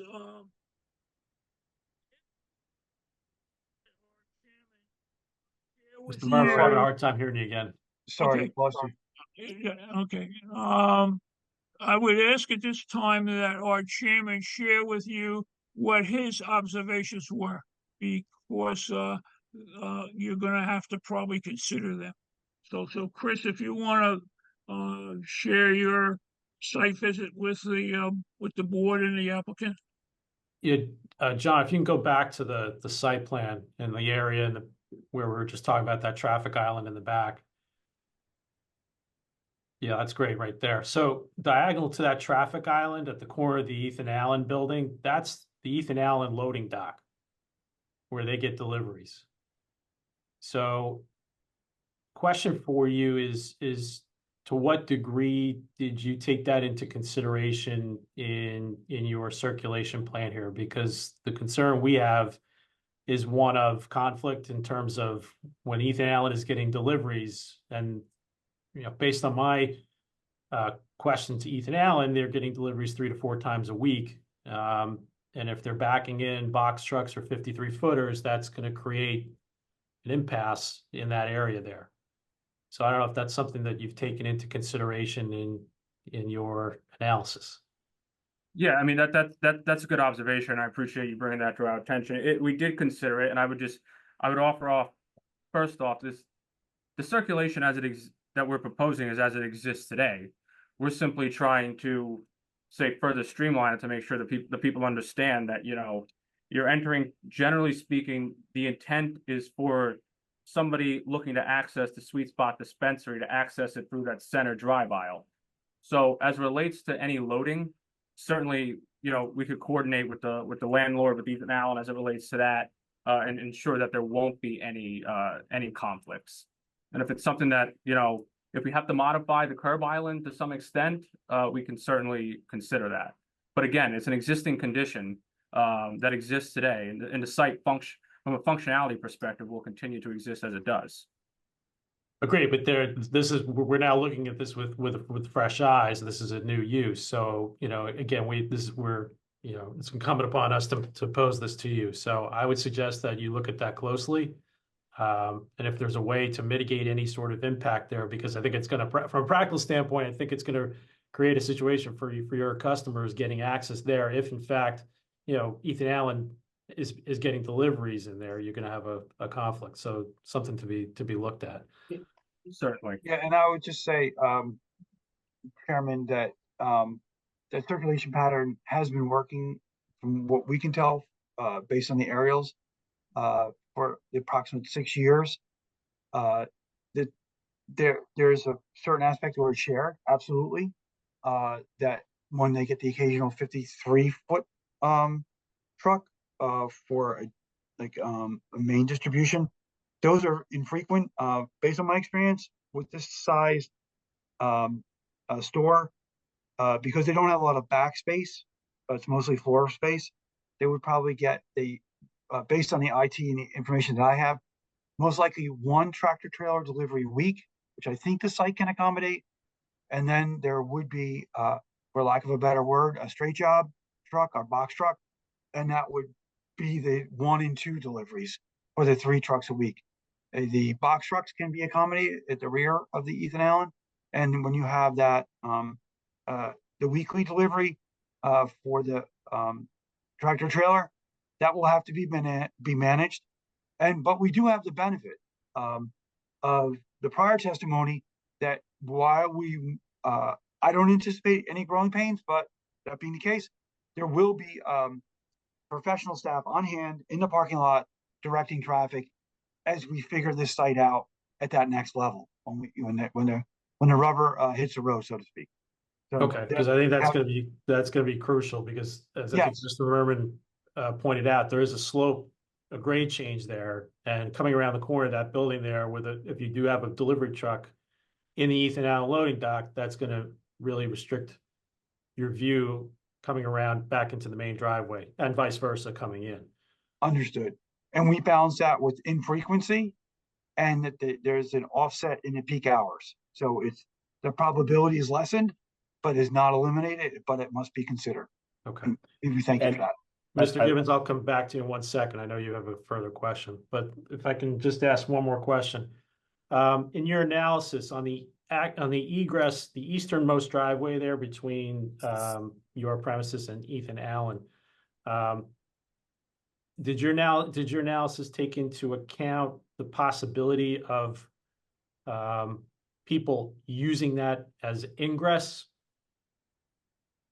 And is there a way to mitigate that? Because if you're coming out of that point trying to get onto the road there, I know you testified that it's a service road. It's not quite a service road there, I don't believe. I think it's still an exit lane, so there are people decelerating, but people come off that ramp there pretty quickly. And my personal experience getting out of there, it was not the easiest, because you do have sightline challenges there. If you're in a lower car, certainly I think it would present some difficulty. But I guess the question is there a way to prevent any sort of conflict of people coming in while somebody else is trying to come out, and we end up with a safety situation there? Right. So the way the geometry of the driveways is that they're made to promote that you don't use the last driveway as an ingress or an entrance. It is an exit driveway only.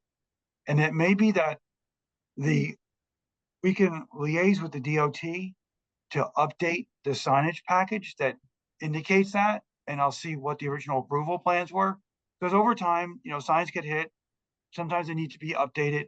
And we will reach out to the NJDOT access office that we sent our letter of no interest to, and we will see what they have on site.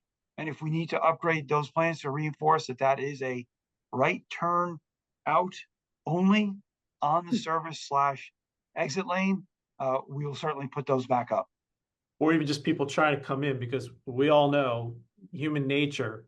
You're gonna try to find the closest point. If people miss the first entrance, you know, Oh, yeah, human I got nature 2 being strikes. human nature, people are gonna try to Right. go in and exit. But I do have the benefit of 2 strikes before our 3rd strike in this particular use. And that is exactly why we have the wayfinding. Right. Understood. Yeah. Thank you.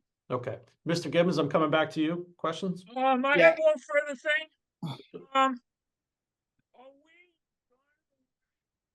traffic consultant? Can't hear you, Mr. Mr. Merman. Merman, could you repeat your Okay, question? are we done with the traffic consultant's testimony? I don't think so, not yet. Mr. Gibbons has a question. Okay.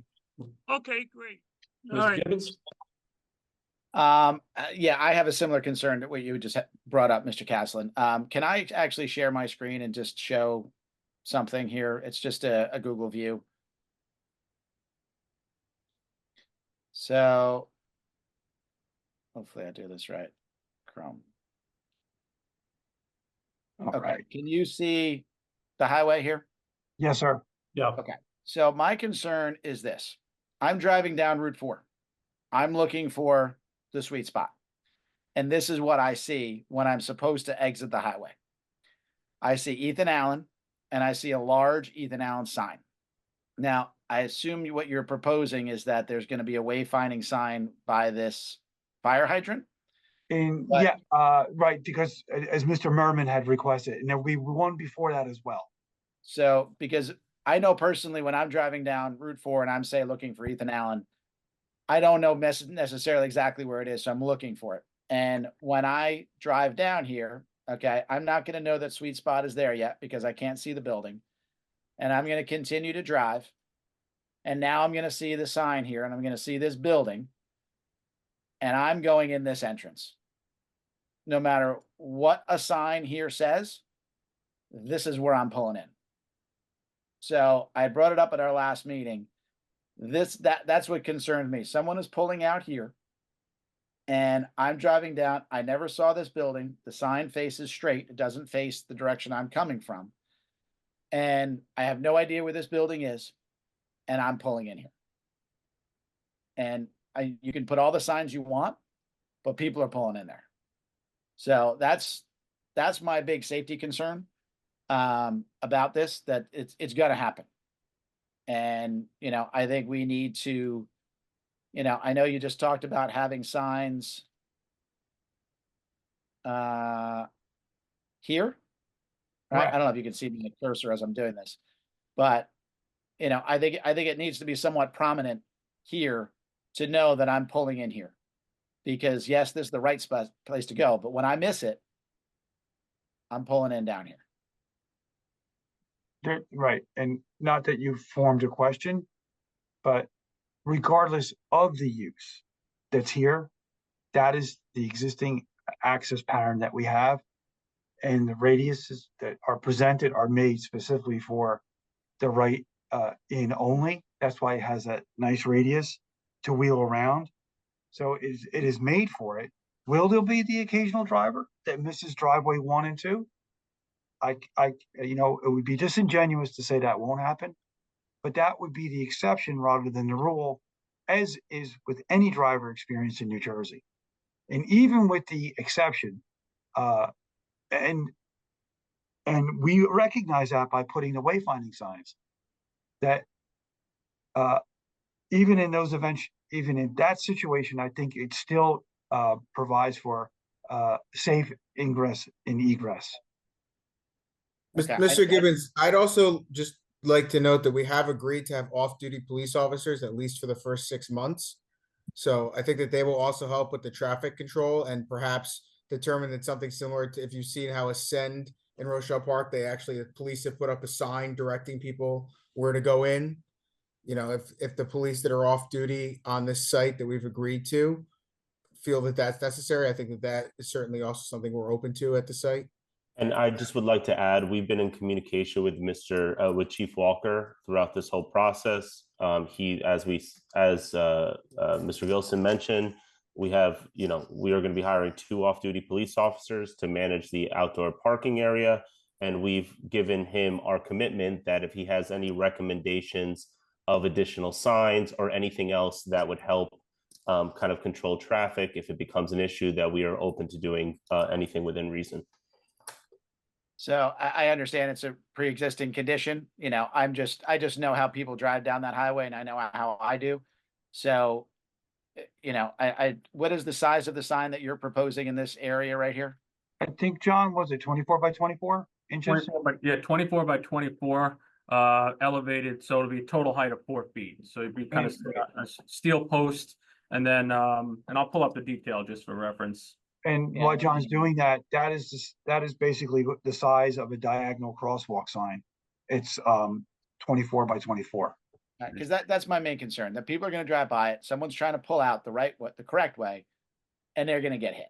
And yes, there'll be police officers there for 6 months, but you're going to be in business there for a lot longer than 6 months. So that's my concern. I just want to make sure people know where to pull in, so we can mitigate those. It's going to happen. But if we can keep it to an absolute minimum, the amount of people that miss the right entrance and go in the exit. Understood. And again, just to reiterate what Mr. Herbst indicated earlier, certainly if there's any recommendations that can be made by the police chief following, or in general, the police department, after this has been opened, we're certainly amenable to any of those reasonable requests to make sure that the site is functioning operationally and safely, and that also holds for the question earlier about the loading area with respect to to Ethan Allen. Okay, I hope I'm wrong. I hope people don't do it, but I don't think I am. So hopefully we can keep people going in the right direction. Thank you. That's all I had. Mr. Kanigo? Thanks. Yeah, in that same vein, that last exit only driveway, are you putting a sign there that says exit only? Right. So the testimony that I gave, that I believe that there were signs there that are no longer there.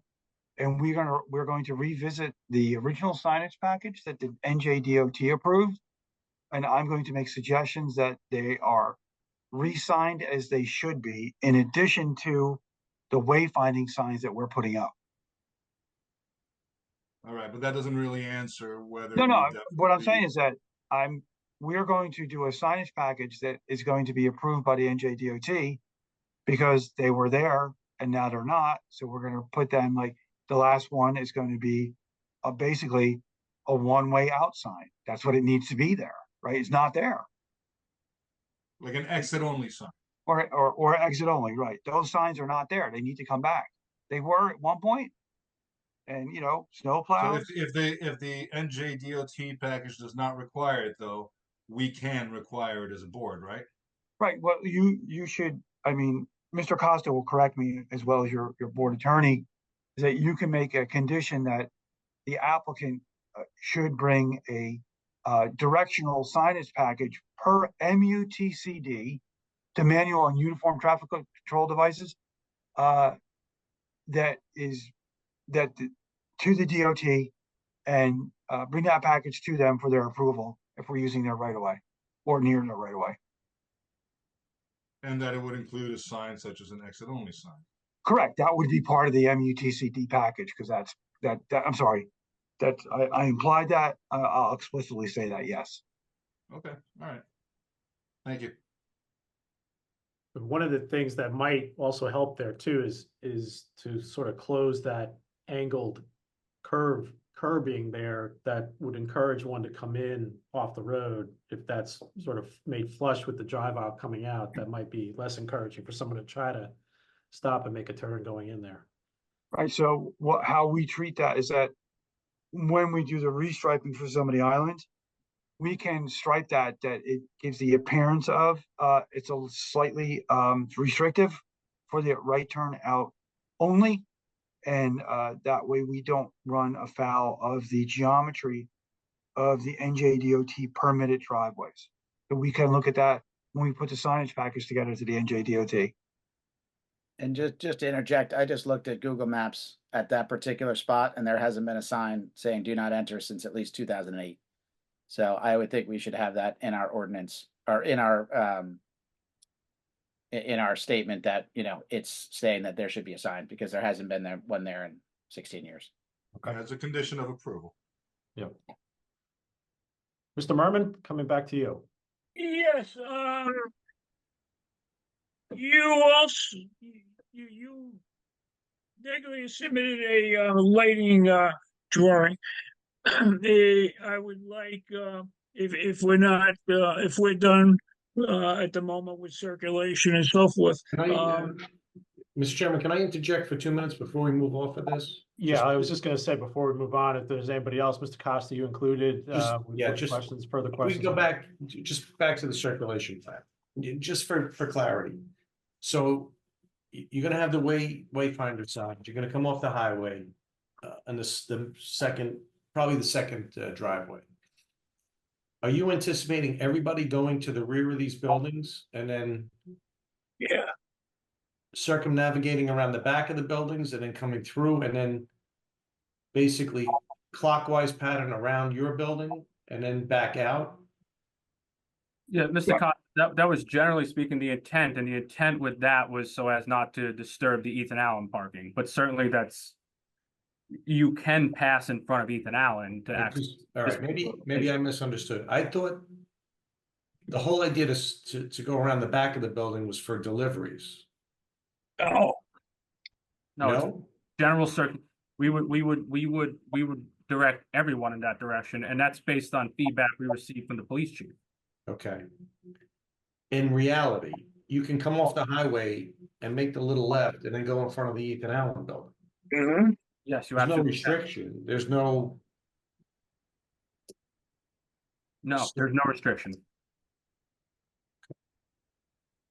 And that's why I said originally, this is the main traffic, basically going to be the main traffic aisle. And the only other question I have, and again, if you're anticipating more traffic, and I hope there is, so you guys is, successful, don't you need some internal stop signs, stop bars? Because again, you got basically a few intersections going on, and there is no traffic control. Right, and yes, and that's what we had talked about, Mr. Costa, in anticipation of your question, that we would review the site to do an MUTCD signage package, both along Route 4 and whatever interior signage we would have to do for, practical stop signs and whatnot for that circulation. Okay, all right. I think that's extremely important because again, if I'm going through the first driveway, there's no stop. You go through the second one, there's no stop. There's no yields, there's nothing. Understood. All right, thank you. Thank you, Mr. Costa. Any further questions on traffic from the board? Okay, if we can move on to the lighting plan.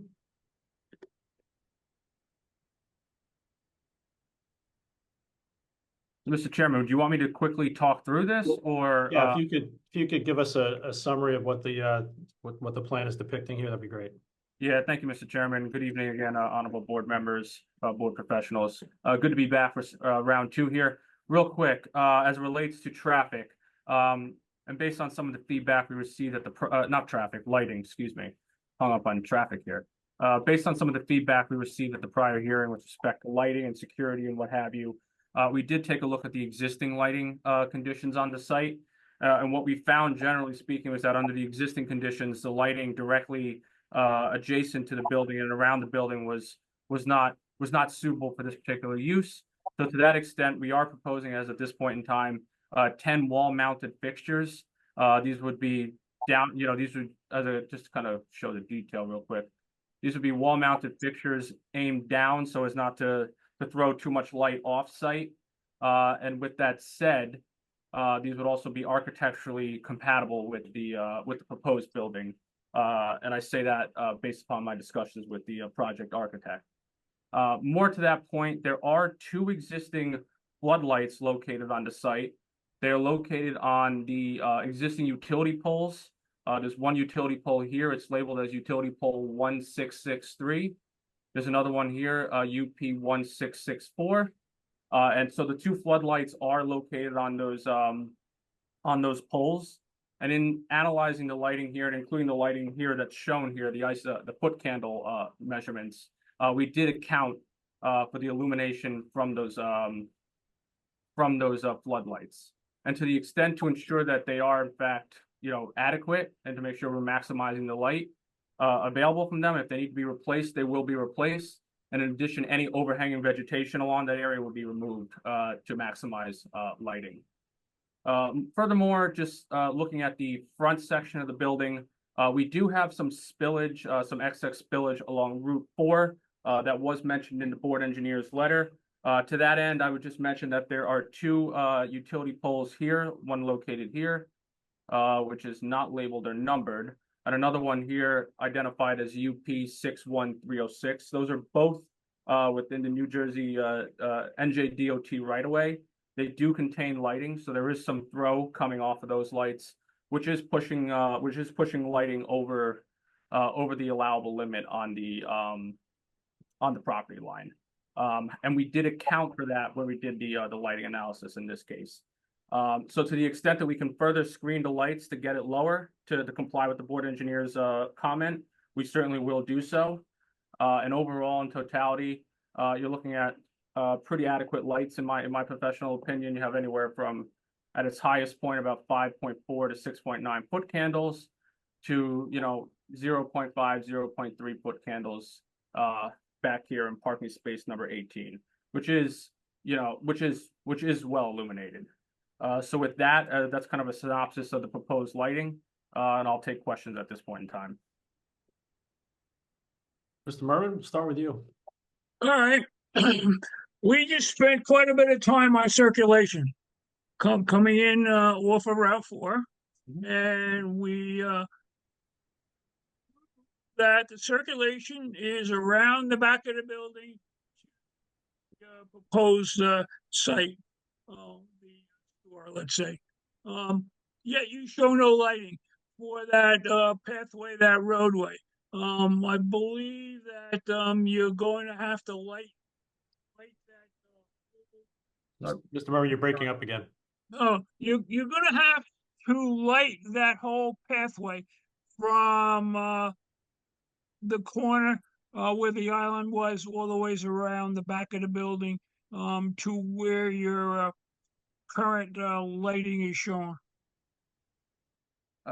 Yes, thank you, Mr. Merman. I think to that end, there is existing lighting there, but we can certainly evaluate and provide lighting as needed. I think it's more than evaluating. I think you have to provide it. Right now, you're taking people or a client and you're pushing them into a dark area, a very poorly lit area. And I think that safety dictates adequate lighting along that corridor. If that is certainly, if the board is requesting lighting, in this case, we will provide the required lighting. Okay. Mr. Chairman, that's my comments. Okay, thank you, Mr. Merman. Go to the rest of the board. Ms. Boland? No comments. Okay. Mr. Pfeffer? No comments or questions. Mr. Cray? I'm good. Okay. Sorry, I've got the one bar up top here. Mr. Kanigo? I'm good, thanks. Okay, Mr. Gibbons? Nope, I'm good. Thank you. Okay, let me go to our professionals. Mr. Behrens? Nothing at this time, Mr. Chairman. Okay, thank you. Mr. Depkin? Nothing, Chairman. Okay, and Mr. Costa?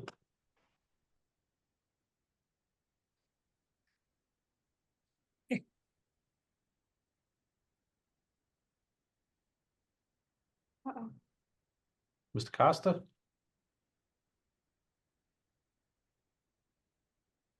I think he has his camera off. Oh, okay. All right, we'll come back to him. Okay, great. Thanks for that. Sorry about that. That's all right. No, it's tough trying to see with one strip across and Zoom. Make sure we cover everybody. All right, this time, Mr. Gilson, I turn the floor back to you. Thank you, Mr. Chairman. I have no further witnesses.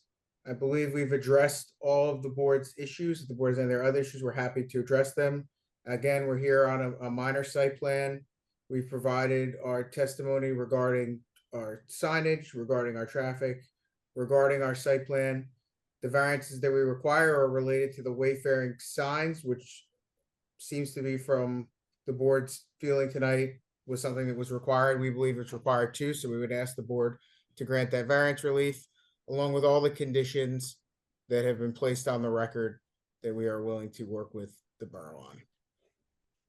Okay, so before we're gonna have to open to the public for public comment, but before doing so, let me go back and one last round, make sure that we don't have comments or questions on any of the other aspects in testimony. Mr. Cray? No, I've heard everything I had questions about. Okay, Mr. Gibbons? No, I think I've had my questions answered. Thank you. Okay, Mr. Pfeffer? Nothing from me. Okay, thank you, Ms. Boland. I don't have anything new, but I just want to see how the board feels about the green covering on the windows, whether that is signage, or if something can be done with that it's, not a lot of, something that would appear to be signage. I think the applicant agreed to make the window coverings just an opaque frosted look and subject to review by the board planner, just to Okay. confirm. Okay, that'd be great. Thank you. That's it. Okay, thank you, Ms. Boland. Mr. Canigo? I have no further questions, just to Ms. Boland's comment. I don't really have a problem with the way the windows look in their conceptual drawings, so I would be fine with either. Thank you. Okay, thank you.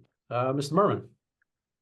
Yes, I'd like you to try Mr. Costa again one last time and see if Yeah. he's, Yeah, he's back. I was gonna go back to the professionals once we're done with the board. okay, that was my one comment. Okay, That's it. so with that, we'll go to our professionals. Just any further comments, questions on any of the other aspects of the application before we open to the public? Mr. Behrens? Just to summarize, I mean, the application is mostly conforming and comes to us subsequent of the borough adopting an ordinance that permits the use in this zone. And so I think the borough had, this type of use, in mind for a site just like this. So it seems to be fairly consistent with, what the governing body had in mind for the site. And as far as required variance relief, we're really talking about the wayfinding signage, which seems to enhance the safety of the site. Again, the freestanding signs are not permitted, but I think the applicants proposed them at the board's request to try to help people enter the site in a safe manner. So I mean, I have no objection to anything that's being proposed. Okay. Thank you, sir. Mr. Depkin? Thank you, Chairman. Okay, thank you, sir. Mr. Costa? Again, very quickly, and I think just for the record, just to clarify, I know Brian, he's off, he's gone. But again, to look at the traffic circulation, I think you need some stop bars, stop signs. I think you need some striping. And in the future, I know I keep saying the same thing, you might need some measures to quell some of the circulation patterns around there, similar to what we did down in the mall by CVS and Total Wine. Other than that, I think the dumpster is gone. The screenings around the rooftop units and the generator. I think everything else meets. The signage will be put up that it's just for their parking. And as far as lighting, I would examine it 6 months after it's up, operational. Again, with LEDs, you can certainly do anything today. You can make them go on and off from your house. So you can certainly revisit that to make sure if there's any impacts that you can change it. Other than that, that's it, Mr. Chairman. Okay. Thank you. Thank you, sir. All right, this time, let's open to the public for questions and comments. I'll take a motion from the board to open. So moved. Hey, Mr. Canigo, is there a second? Second. Second. I got Mr. Cray as a second. All in favor? Aye. Aye. Any opposed, any abstained? Okay, at this time, we're now open to the public for comments or questions on the application. Ms. Steinle, do we have anybody? There are several members of the public. If you have questions or comments, please raise your hand on Zoom now.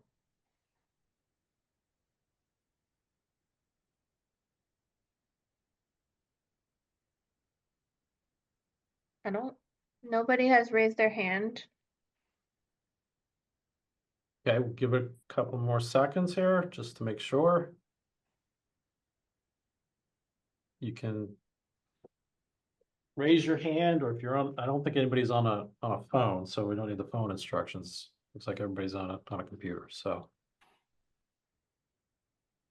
Okay, take that to be no comments from the public. So at this time, I'll look for a motion to close to the public. So move.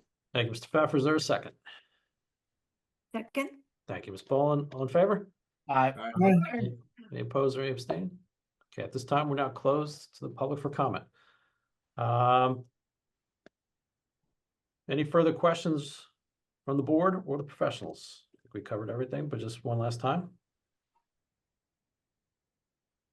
Okay, I then look to the board for a motion on the application. Mr. Chairman, I suggest that the applicant, and documents as discussed today and resubmit them for the board to consider action. Action for the applicant to proceed after that. Okay. Mr. Gilson, any issue with submitting revised plans based on the discussions we've had this evening for action at our next meeting? And Mr. Alter, do we have our agenda available for the upcoming meetings?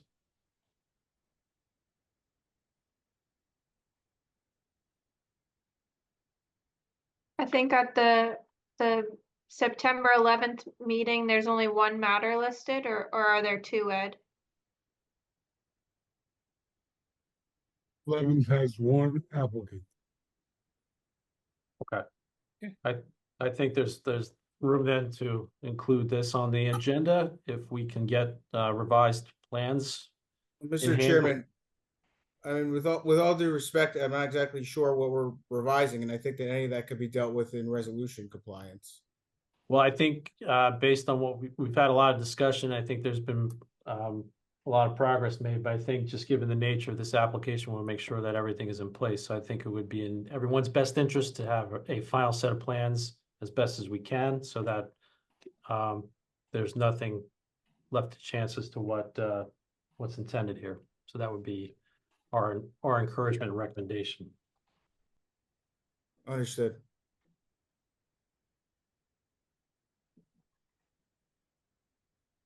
I make Would a you be- suggestion that they just submit the revisions instead of the entire set of plans, which they did recently, as they're very difficult to distribute the entire set of plans again. Mr. Yeah, Chairman, I think the main plans that we're really looking at are the Neglia plans, the Neglia set.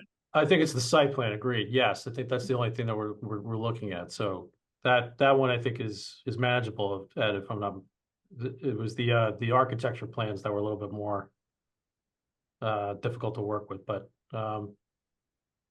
yeah, I think it changed. So change page, if we're only talking about the site plan, so I think that could just be resubmitted. That would be helpful. Understood. That as well, Say that again, I'm sorry, Ed. as in also in a digital format. Okay, So, Mr. Chairman, I have a question. Mr. Pfeffer. So are we, actually two questions, sorry. The first one is, are we asking the applicant now to come back and give testimony again as to the changes that they make? Because I think that's really what we're opening this up for. And secondly, what are we doing regarding conditions that we've asked for that will not be complied with on the revised site plan, but are subject to future, for example, the DOT review and future considerations regarding the lighting, those kind of things that were sort of put in as conditions, but will take time and experience to see whether there's compliance. So how are we dealing with this? Well, I'll turn to our board attorney on that for the procedural aspects, but my understanding is that at this point, given that there are other agencies of approvals that need to be obtained, our initial action here would be one of a conditional approval to make sure that all those conditions are met, and then come back for a final approval once they've obtained all their other agency approvals, because there is a process to make everything happen. So that was the answer I believe to you. I think what the board would be doing is granting the site plan approval with the variance for the signage, if the board is so inclined, and the applicant has the responsibility to go out and get all of their other approvals that they need. If things change, they have to come back to the board. But other than that, as long as they comply with all of the conditions in our approval, and then they're good to go. It's up to them to get all the other approvals. Yeah, and I understand that's the standard procedure, but it looks like what we're also asking them to do on top of that is to revise the site plan, come back to us next time with the revised site plan. And then my question kicks in, which is, are we taking testimony about that site plan, or how is that actually going to be reviewed? Yeah, they'll come on the record with the changes that we've discussed, confirm that everything's been made as we've requested, and we'll proceed from there.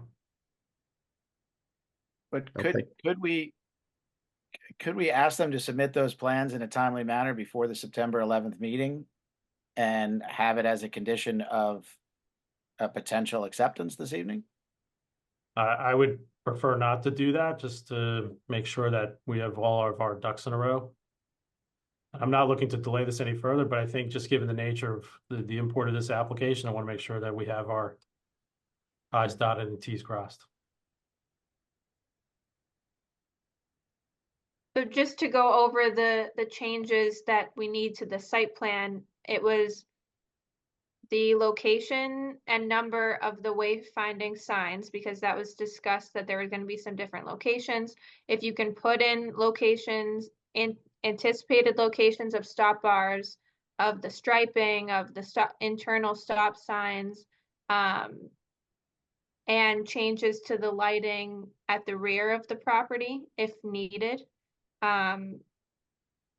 I think those were the main changes that were discussed to the site plan today. I don't know We'll if I missed- discuss the sign package. Yeah, the signs. Right. The sign package. Oh, and yeah, and the building sign, the sign package with the opaque window coverings and all that too. I think. Can I ask a question, Mr. Chair? Yes, Mr. Alter. Yeah.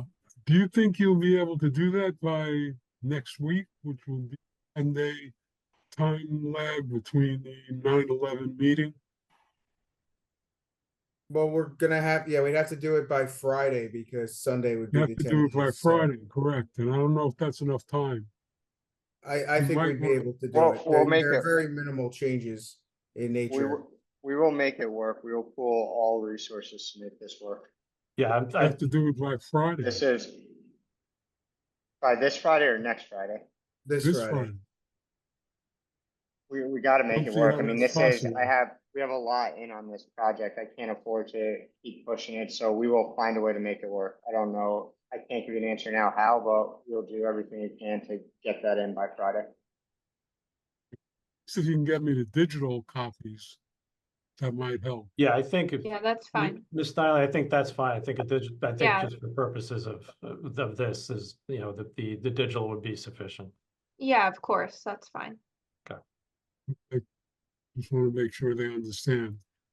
Yeah, so if you just email Mr. Alter with the revised site plan, that would work. I don't think we need Sure. hard copies. Okay, and then what would be, we just clarify the next steps and what is the board anticipating to do to move this forward? We're gonna put you on again on our agenda for our September 11th meeting, which is our next meeting, and we'll take a look at the revised site plan. We'll ideally take action on the application at that point. Understood.